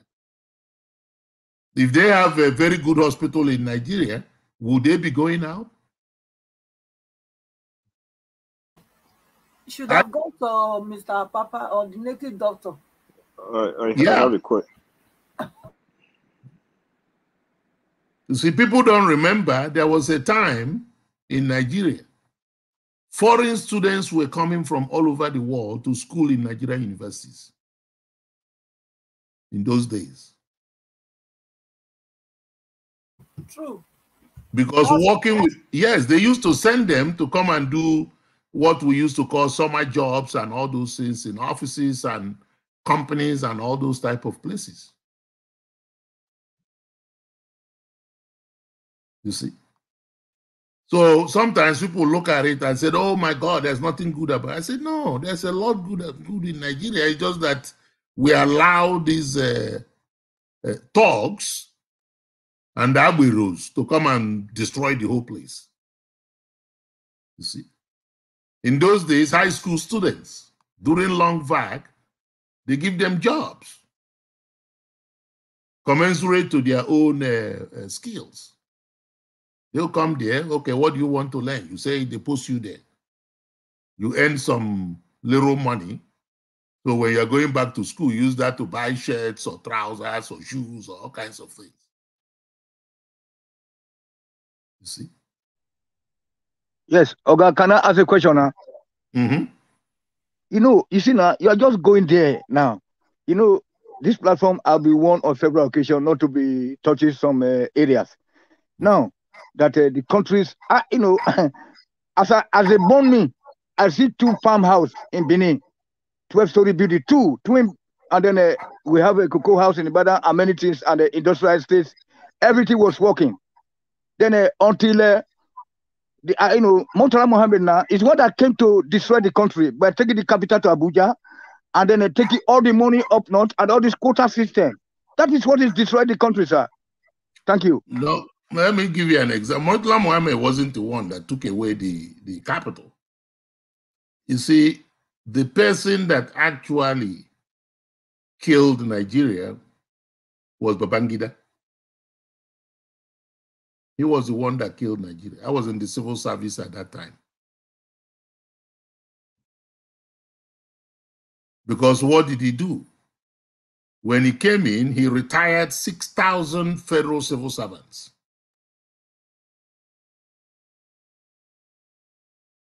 And brought in the people he called his people, and nobody has experience on how to run a government. Because normally in government, when they retire people, even in companies, before they retire somebody, they will hire a new person that person will train. Capable people. Yeah, that person will be, the person that is leaving will train that person before you leave. But don't you think that they are trying to implement Amadou Bello's agenda of Northerners first? No, it wasn't what happened. The problem is when they retired that 6,000 employees. Mm. So a lot of employees left. It was a retrenchment. And then he came in and did what he called the structural adjustment. The structural adjustment killed our currency. Yeah. You see, it was a gradual thing. Yes. Because very painful when we see that we were able to refine our oil. And then secondly, there was one thing that there's some documentary that I watched today that back in the days in Nigeria, that, you know, now I was also like 15 years old, around that kind, 84, you know, 85. Then I know that people were talking about Satana car, you know, Satana, and the people talk of Peugeot, SRO. Nobody was talking about Mercedes back then, you know, because I know that in my family, when I want to go out, they'll say, do not drive this because we are small boys now. So they say that they will steal all those Satana and Peugeot. We have to drive Mercedes, you know, so that they don't steal that. But what is that today now? If you come on sports, Enugu Rangers not there again, IICC not there again. And all the Nigerians and all the black people, they are talking about Liverpool. You see that and they were talking about Jesus Christ. Everybody just scatter. We don't feel refund our oil. The thing there is, it's when we started selling our crude oil to individuals, selling this oil well to individuals. That's when we started getting into problem. You see, they started selling it to individuals. And of course, individuals, they were selling it to, some of them are thugs. And what they were doing is stealing the oil. Yes. Nigeria today, there's about 1.5 million barrels of oil that is being stolen every single day in Nigeria. And you can't tell me it's you and I that is going and stealing it and putting it in our pockets. It's people in the government. Yes. That are stealing the thing. And who are those people that own the major power in Nigeria, sir? Well, the people that own, you see, the thing there is it goes across tribe. You see, the problem is they come and tell us, they said, oh, well, the Fulanis are the ones that has all the oil blocks. The Hausas has a lot of oil blocks. Let me give you a history of the North.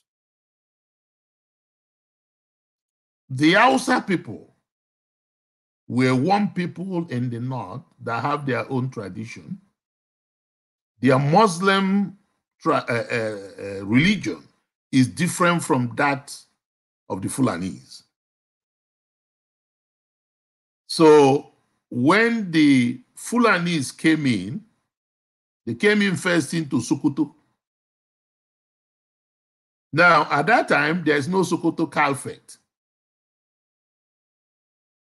What they have in Sokoto at that time was Emir. That's what they have in all of the North, was Emir. The North was okay. The North, the Hausas are not cattle rearers. The Hausas were predominantly farmers. The ones that were rearing cattle is the Fulanis. Those are the ones that were rearing cattle. So when they came in, and they're predominantly not Nigerians. They are not Nigerians. Most of them came from Central Africa because they were pursued out of Central Africa. So when they came in, and that was in the 1800s, so they told the Emir of Sokoto was having sorry, sir. They are actually nomads. Yeah, they're nomads because they're African nomads. Yes. They walk around. They are moving. They are moving. But when they came to Central African Republic, they stayed and chased away the people that owns the land. And the people said, no, we are going to have this. So they fought. In fact, they killed the president of the Central African Republic, who is a Fulani. So they chased them. So they moved from there into Senegal. That's why you see some Fulanis in Senegal and partly of Gambia. And then from there to Niger Republic. So you see majority of them in Niger. When they came to Sokoto, the Emir of Sokoto was having problem with his subjects and he wanted to maintain power. So they said, okay, we're going to help you, but you have to take our type of Islam instead of yours. Most Hausas are Shiite Muslim. The Fulanis are Sunni Muslims, which is the same type that they have in Saudi Arabia. That's why if you notice, Saudi Arabia and Iran doesn't agree. Iran is Shiite Muslim. So once they come in there and help the Sultan of Sokoto, now they install their own type of Muslim. And then they got the Hausas to believe that the Sultan of Sokoto was cheating them. So they killed the Sultan and then they installed their own. And that's how you got the Caliphate in Sokoto. They did the same thing in Kwara. Kwara used to have all bars, but Kwara now has emirs. So that's what we have in there. That's one of the reasons for years. Even in Edo State, Auchi, the people that came also from Bauchi, the useless people there. Yes. Even they were going straight to go to Ife, but they fought them back.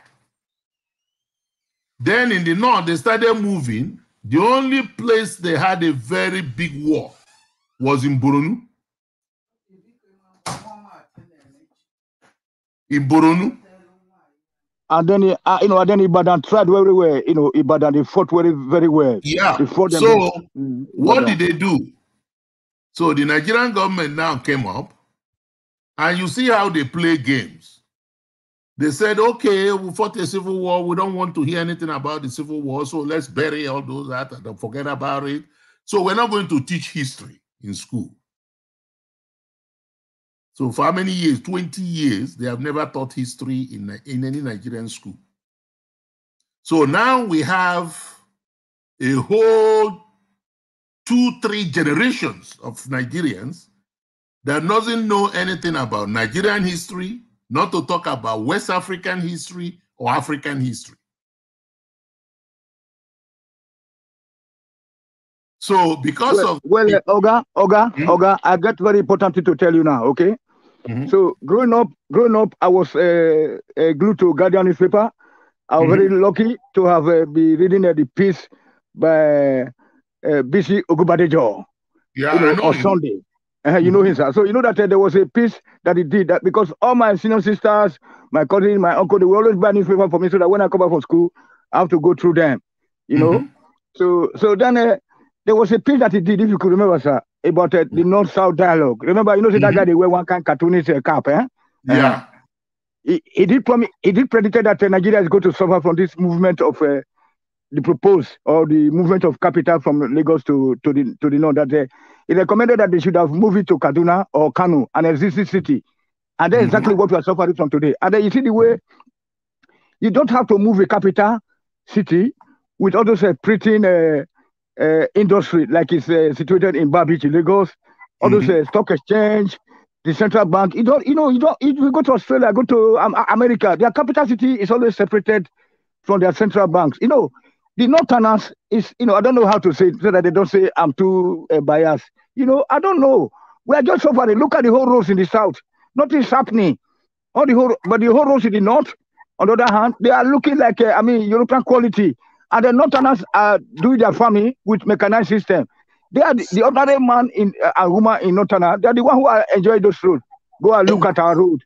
They need to Ibadan. You see, yes. But you see, the problem is... Let Oga answer, not be you.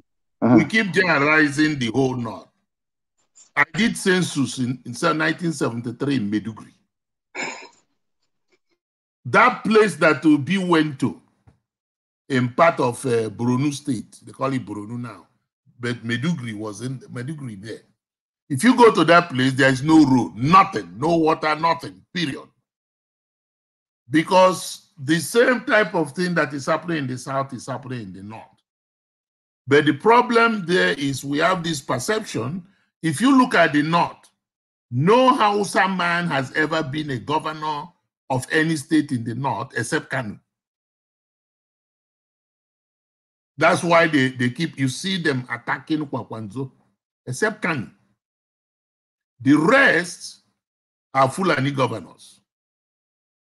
All of them.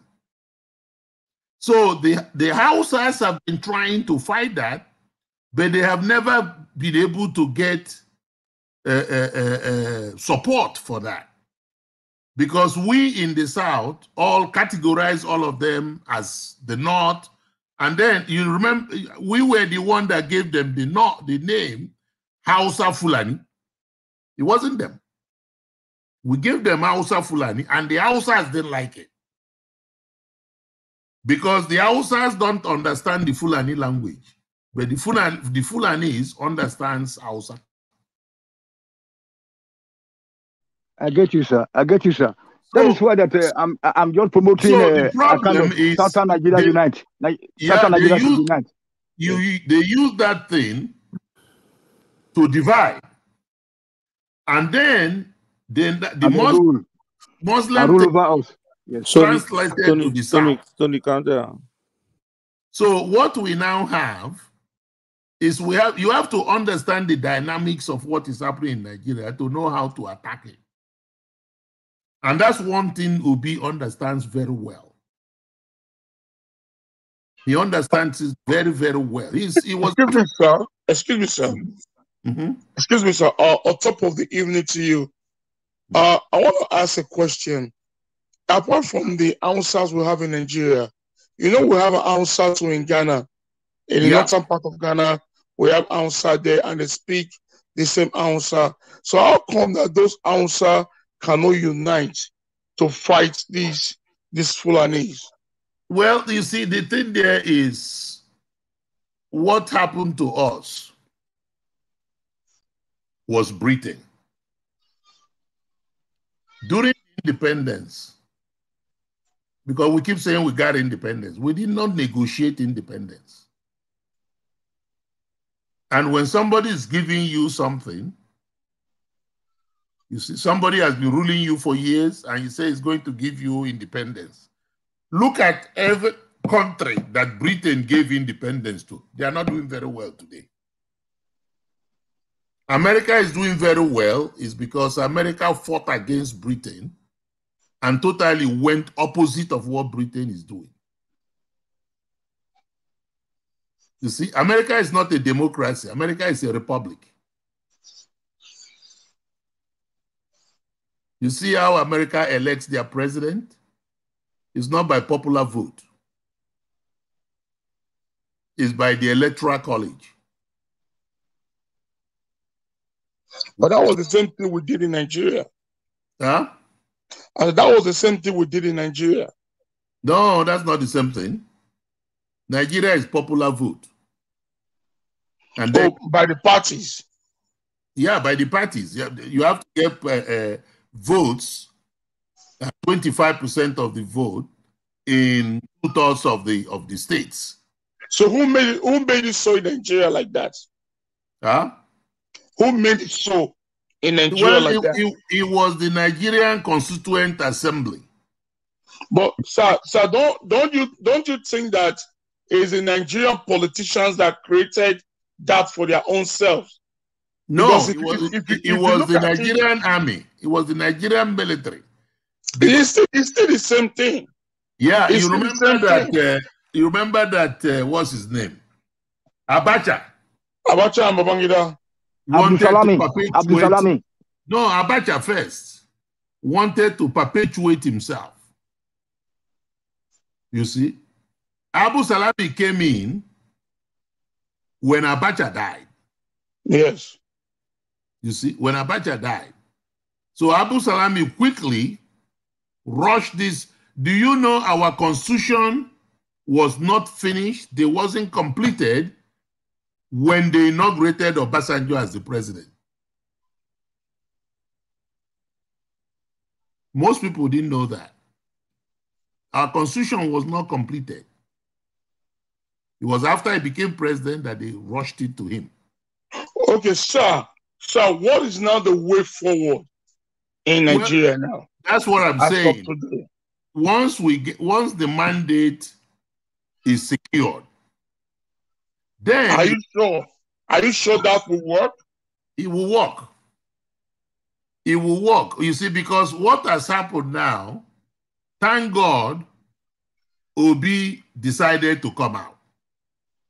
And because he came out, a lot of our Nigerians has been educated on what is going on.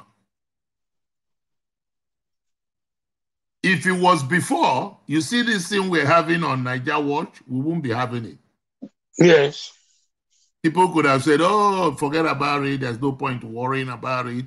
Let's just let it go. It's God's. But sir, don't you think that Obi made a mistake when he's supposed to voice out on the day that the INEC chairman, made that announcement that 4 a.m. in the morning, Obi supposed to voice out that very hour to create a national movement for every man and every woman that lives in Nigeria has to go to every INEC office and sit in their doorstep to make sure that that statement will be revived. But Well, Obi says no, that everyone should stand down. No, he made a statement. He made a press conference. But the thing there is people wanted to go to the streets, and he doesn't. That would be the best way. It couldn't have been the best way. Then people would have died. Let me tell you why. Let me tell you why. Yeah. These people has already planned on how to rig the election. And they've planned, in fact, as at that time, in the whole of the Southeast, the Air Force was flying their plane all over the whole place. And people say they were practicing. They increased the military strength in Lagos. And then you go to a lot of the capital area. In Benin, they had a lot of military presence there. Now, what do you think those people are doing there? They said, oh, they are there for the vote and the election and all those things. Did any one of them do anything about the election? No. Because they expected that the obedient group would demonstrate, like they did on SACS, on the SACS issue. When they didn't see that demonstration, their strategy was foiled. They didn't know what else to do. That's when you notice that some of the APC people started turning to propaganda, because that plan did not work. You see? Because these people don't care about shedding blood. They do not care. You see? A drug baron does not care. You know, to me, so it wasn't a mistake. It was a strategic move. Okay. It was a strategic move. And there were people in there, all those northerners that you see were all obedient. They were there. They were at that, you notice the warning they gave to what they call him? Male, the senator from Kogi State. Yes. Do you know right in that polling area, there were military people and police and everything. They could have arrested him that night because they were looking for something like that. But unfortunately, the obedient did not give them that luxury. So now they are confused. You see, you don't play into your enemy's hands. Because if you play into their hands, they already have the plan. You don't have the plan. Okay, sir, one more quick question. Do you think that if Peter Obi, let's assume it for instance that Peter Obi succeed to get back this mandate, can he be able to reset the country with the level of the corruption and the evil men control in that land? Because if you look at it right now, the political godfathers and the political leaders that we have in Nigeria, maybe in every state and in every region, about 75% of them are just being criminal. They are criminals. They are evil. They are wicked. So can he succeed to reset that country without a fight? Well, that's what he said. He said there's going to be a fight. He knows there's going to be a fight. Not this kind of fight that is fighting now. I mean a violent one. Do you know, one thing you have to know is that there are people, many people, that are going to work for Obi. That will work for him even without pay. They will be there. Do you know in all the military bases, except two, that Obi won more than 60% of the vote in all the military bases? Yes, of course, yes. Yeah, Okay. that's a statement. That's a statement right there. That's a statement, bro. Because the military bases are the sample of the nation. Yeah, see, sir, we know that. We know that very well. 90%. So that's one thing. And the other thing I need to tell you, Obi in his private life support military families. Okay. His private life. I'm not talking about publicly. He doesn't say it publicly. It was the military themselves that were saying it. Okay, sir. Sir, hold on, sir. You know, in Nigerian military right now, both the Air Force, the Navy, and the Army, and even police with the Civil Defense Corps, they have more Fulanis than every other tribes or every other race in Nigeria. And those people always listen to one command from their generals that are Fulanis like them. That is my big fear. Okay, let me ask you a question. Yes, sir. How many of them are paying less school fees for their children than any other group? Okay, you know these guys are they don't care, but these guys, their mindset is different from you and I. You know, their mindset is different. You see, that's why I said fear paralyzes people. Fear paralyzes people. I don't think they are afraid. What I believe. No, I'm not talking about afraid. We are the ones that gets afraid. You see, we are the ones that gets afraid. They are going to do this. They are going to do that. They are going to do this. They are going to do that. Oga Ejinaken. Good evening, sir. Maybe just leave them. They don't want to get the reality. Okay, so just leave them. So we just hope on on our ancestors, because everybody just try to be politically correct. You know, they want to. So let them be politically correct and then be rotting away in abroad. Thank you, sir. Yeah. Mr. Tony, you are right, because that is one thing I was about to say. Because we are just talking, but we don't look at the psychology part of what we are saying.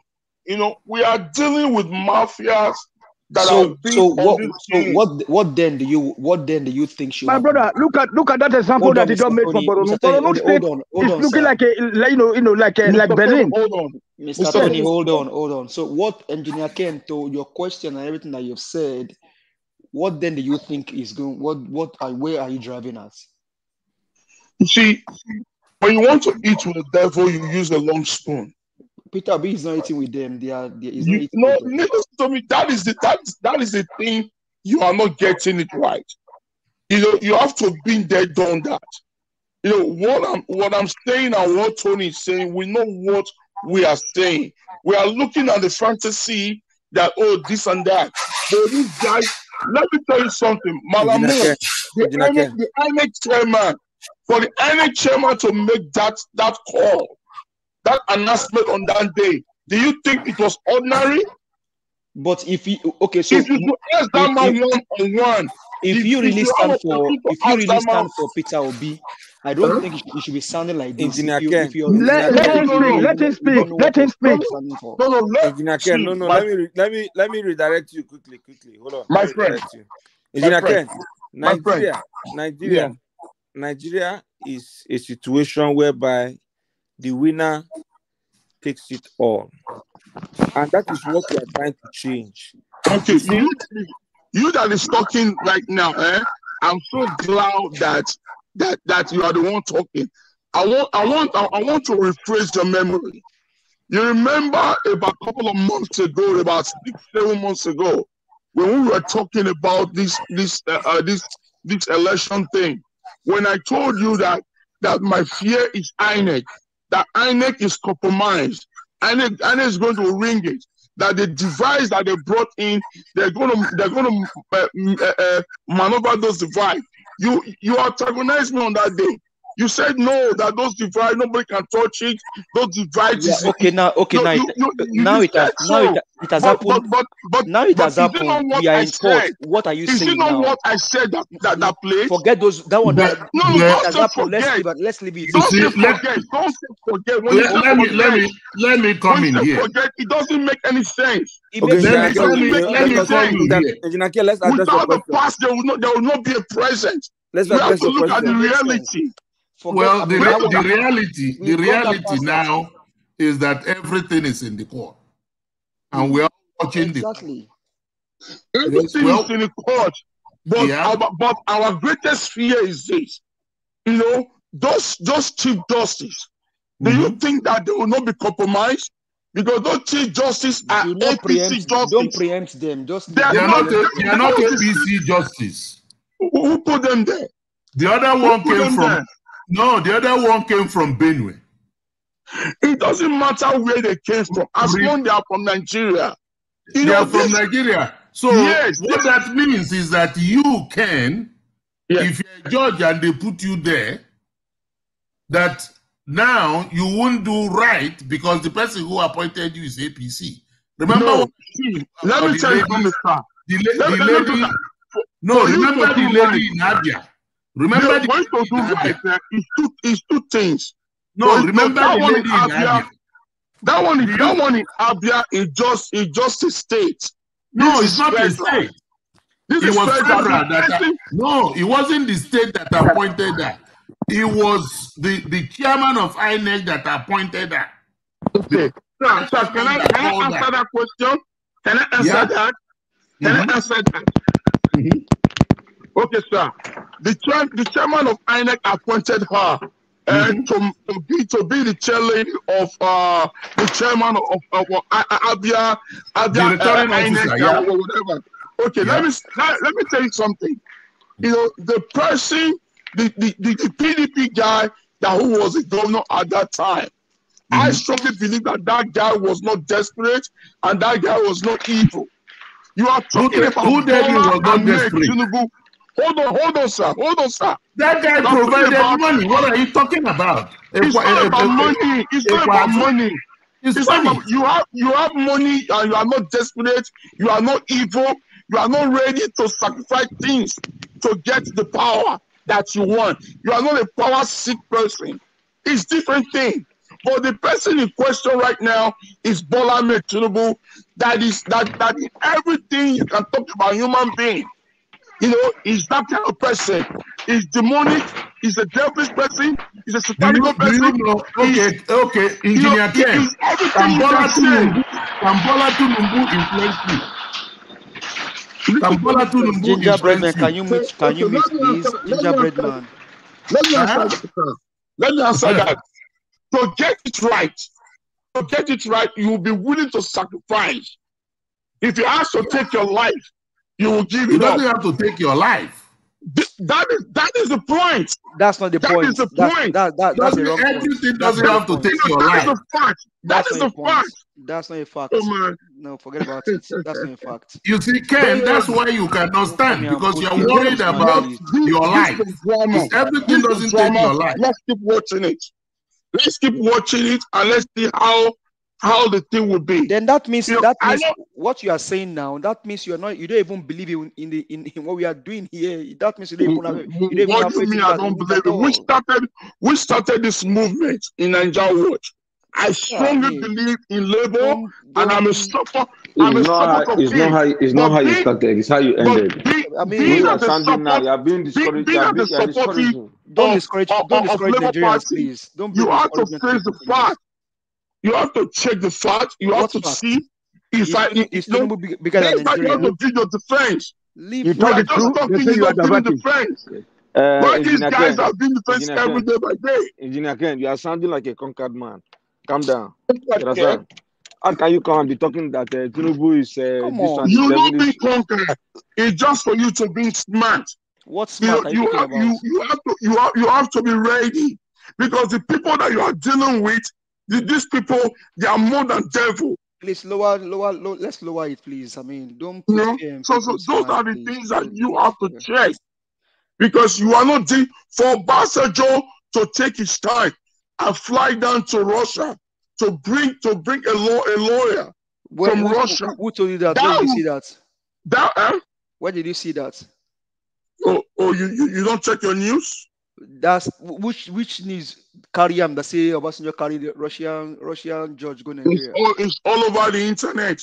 Internet and the mainstream media didn't carry it in Nigeria. I don't know about the mainstream media, but it's all over the internet. All of this, all over the internet. So if Obasanjo should do that, Obasanjo should send a letter outside Nigeria. He knows what he's doing because he knows that this fight is a very big fight. Because we're not looking at just a Tinubu. Tinubu deputy is the leader of Boko Haram. So all those men are ready to do anything to make sure that they seek for power. They get the power. Nigerians too are ready. So don't put fear in people's mind, please. It's not fear. The case is already in court. Let's just ready with empty belly, with empty belly. Try to understand that these people, they have their political leaders of the past. Hold on, please, sir. Like we need to revert back to 1963 Constitution, and then otherwise we bring the country because as we are saying that the Northerners are going with Ahmadu Bello and Jeddah, we too have to go with Enahoro, Awolowo and Jeddah. Then the Southeasterners, they should talk to their one Nigeria also, which is Azikwe's philosophy. So that's it. So it's three countries. South with Southwest, one country. We believe in the Enahoro and the Awolowo's agenda. Then the Northerners believe in Ahmadu Bello's agenda. And then the Southeasterners, they believe in one Nigeria. They can even form a country with the Northerners. Thank you. That's not what we are talking right now. There is this platform. Yeah, how can you get solution there? How do you get solution? When some people are holding the country hostage? This platform whoever come in, they say they have to decide. Whether Jonathan come in, whether Ejinaket come in, whether give us a mandate come in, they said they own it. And these people are very dangerous. So we don't share the same ideology. But we don't need a war. Nigerians too are ready, so relax your mind. Ifeanyi, welcome. Welcome, Ifeanyi. Can we hear from you? Ifeanyi.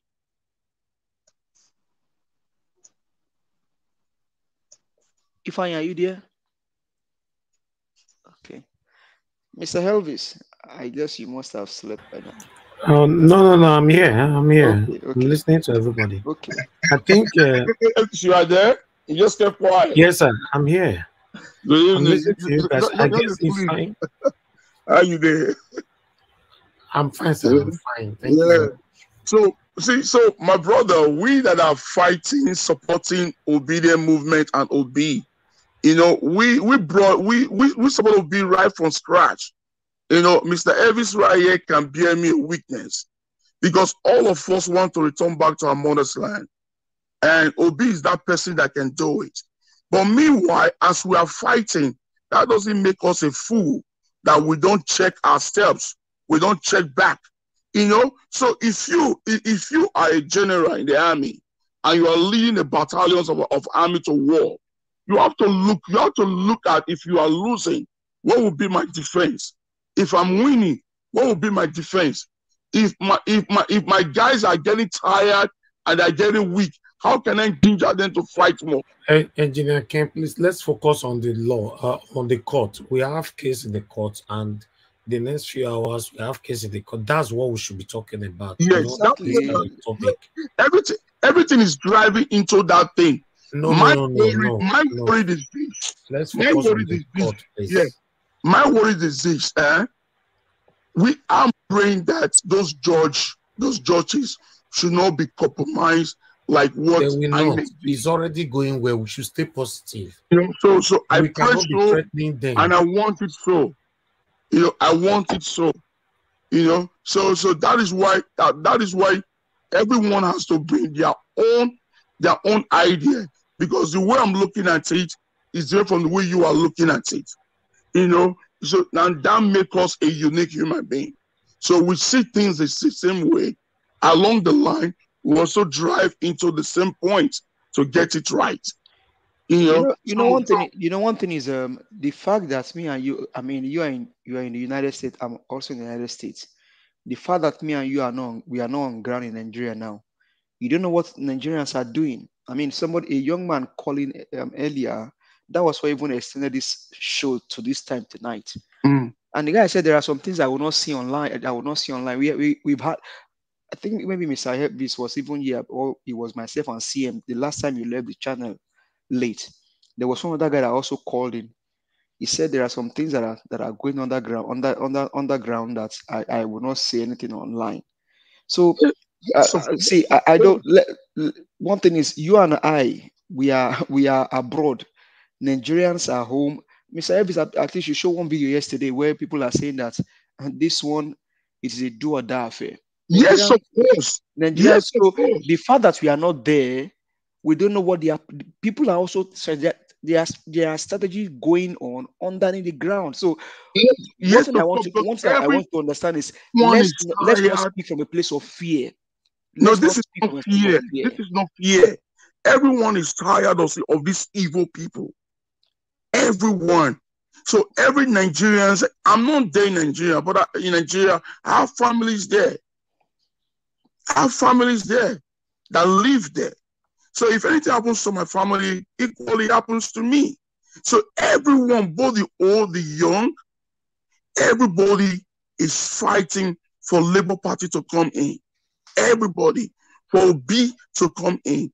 Because we all know that if Obi comes in, Nigeria, it will work.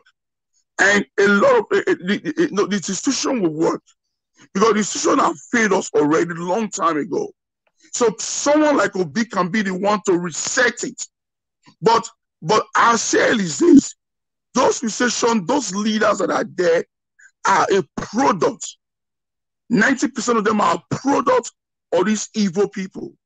Even being young, are product of these evil people.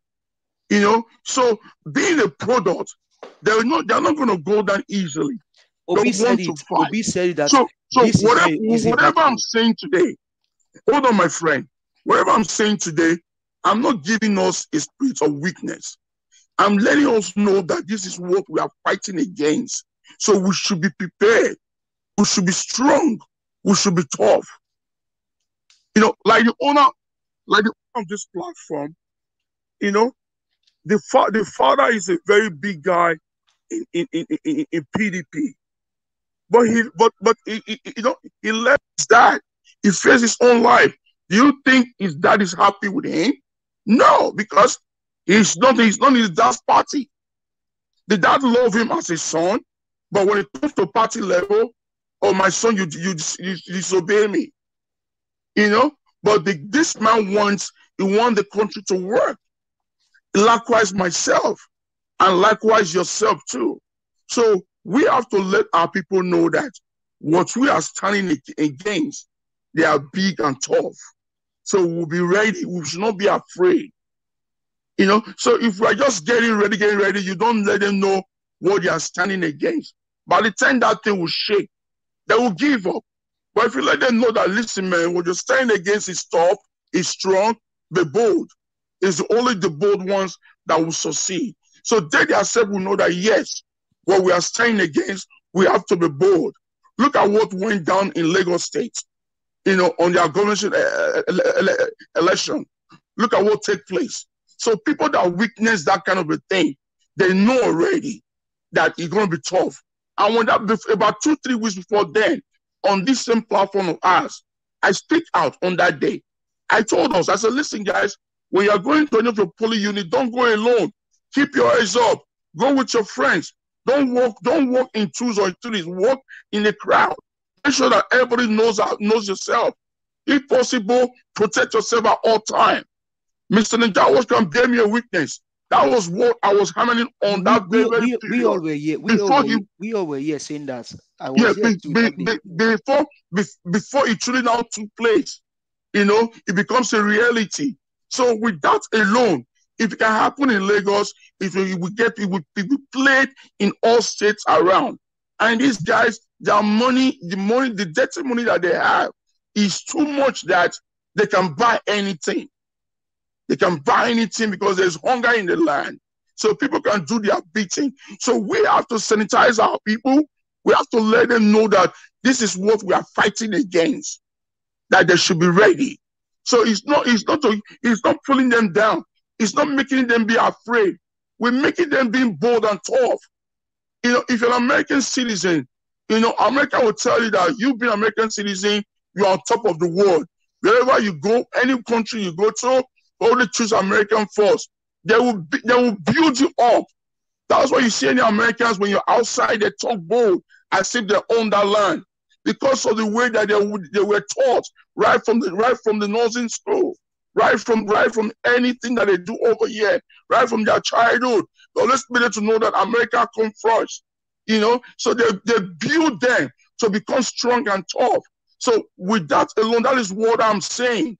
To get my people, be ready of these people. You know, this is not business as usual. Be ready, be tough, be vigilant.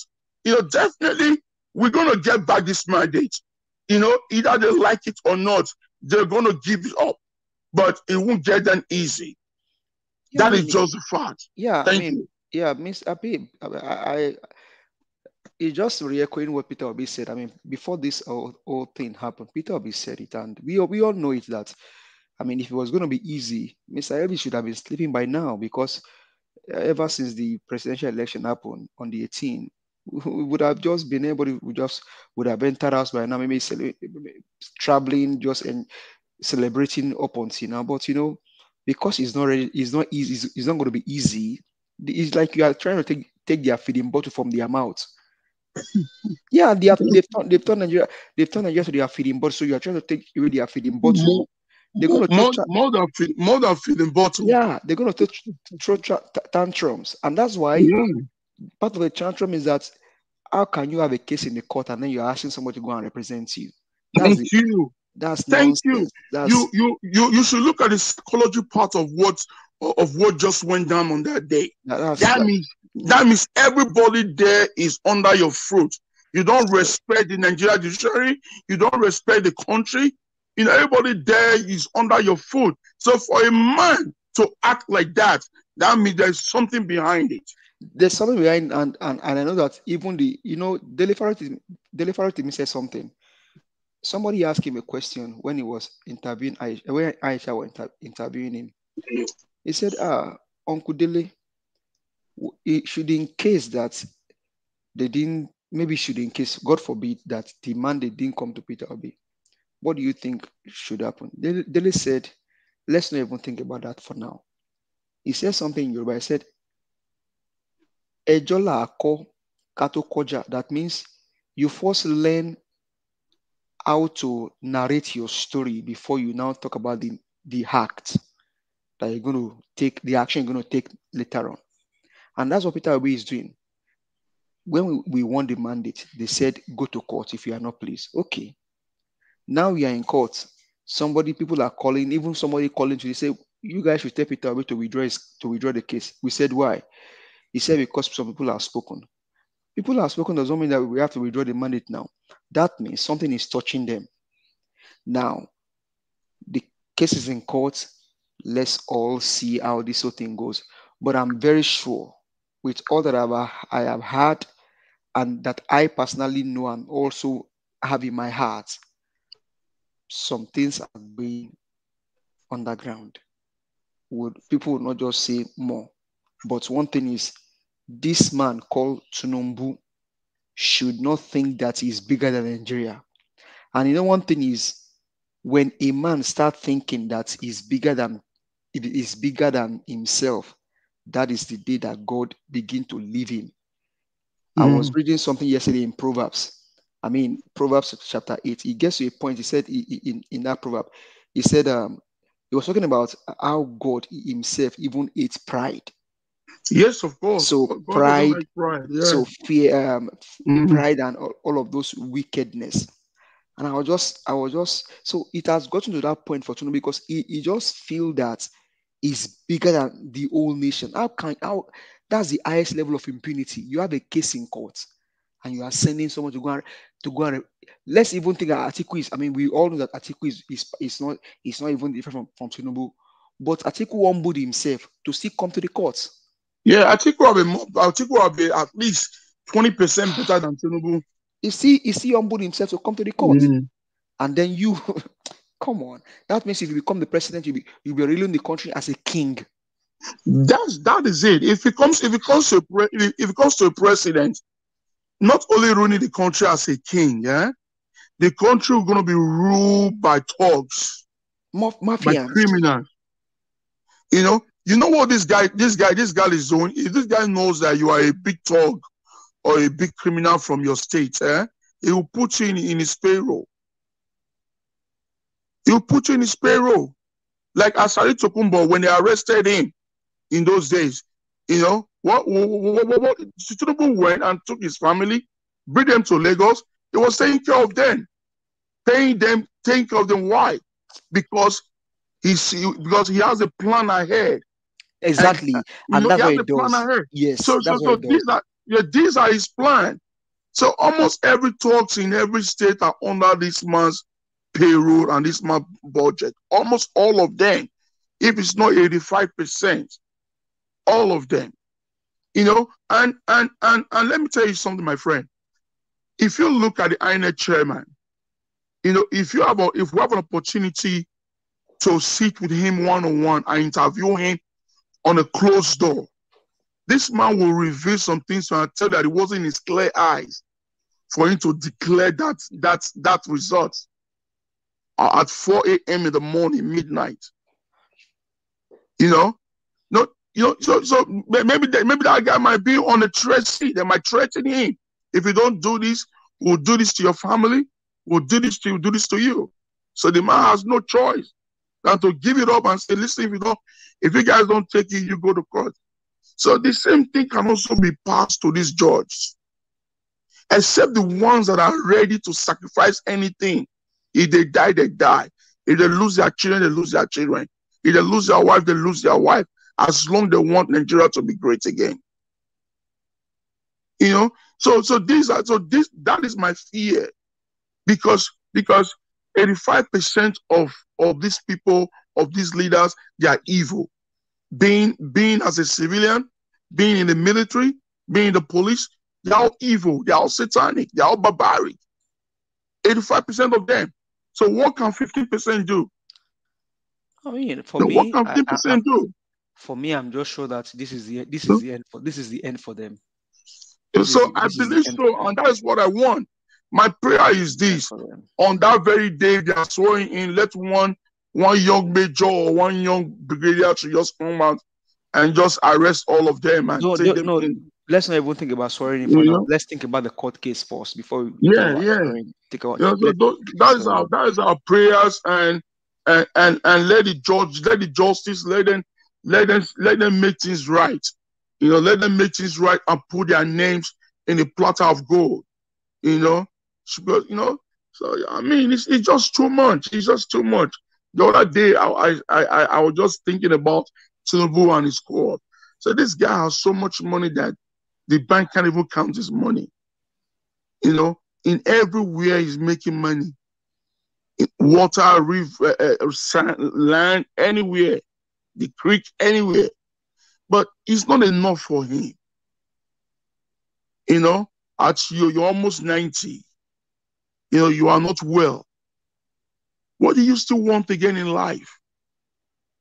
The word that you have gotten is not enough for you. So it's so bad, my friend. So we should keep our finger crossed and we should keep our heads up. We should pray more for Nigeria and let Nigeria be good so that we can get back, we can get back our names. It's terrible. It's terrible. Thank you very much, guys. You guys are doing a very good work. Thank you. Yeah, thank you, sir. Yeah.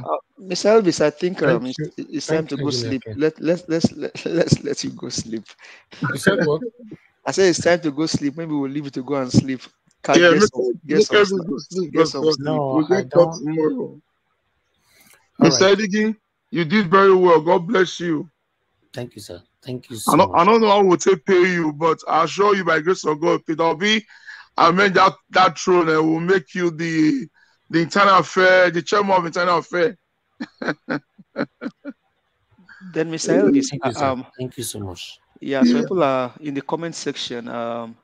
they are requesting for Mr. Lewis to come back. Mr. Lewis is always somebody you want to hear and hear and hear over again. Yes, Mr. Mr. Lewis will come next time. I think he needs to sleep now, so he spends a lot of hours with us here. So I couldn't help him. I have to jump into the line. I heard him. I couldn't help it. You know, the man, he nailed everything. You know, opened everything right from the independence to date. You know, the man is, you know, he's a real political guru. You know, I really, I respect him. Thank you so much, Mr. my people. Appreciate every one of you.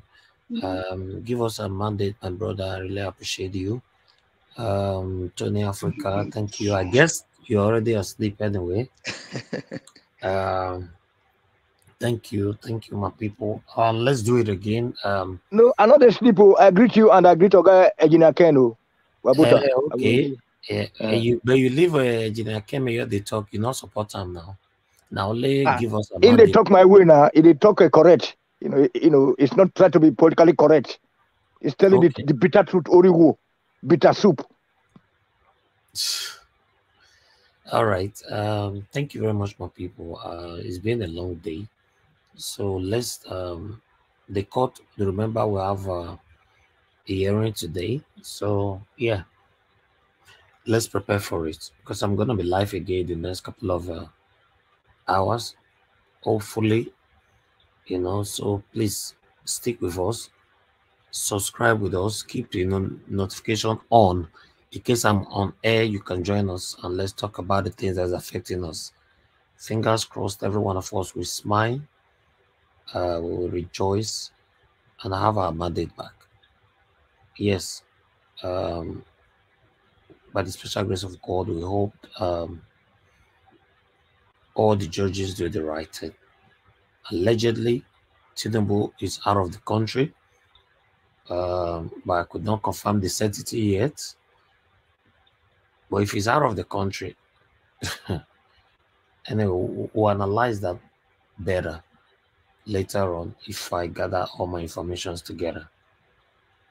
But let's see what happened in the court today. Thank you, my people. On the comment section, I can see Mother of All, Mommy Diaspora. Thank you very much, Mommy, for all you do for us.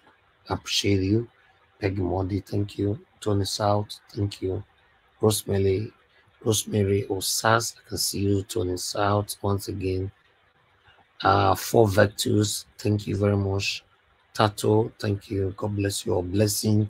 Shikuka, God bless you all, my good people. All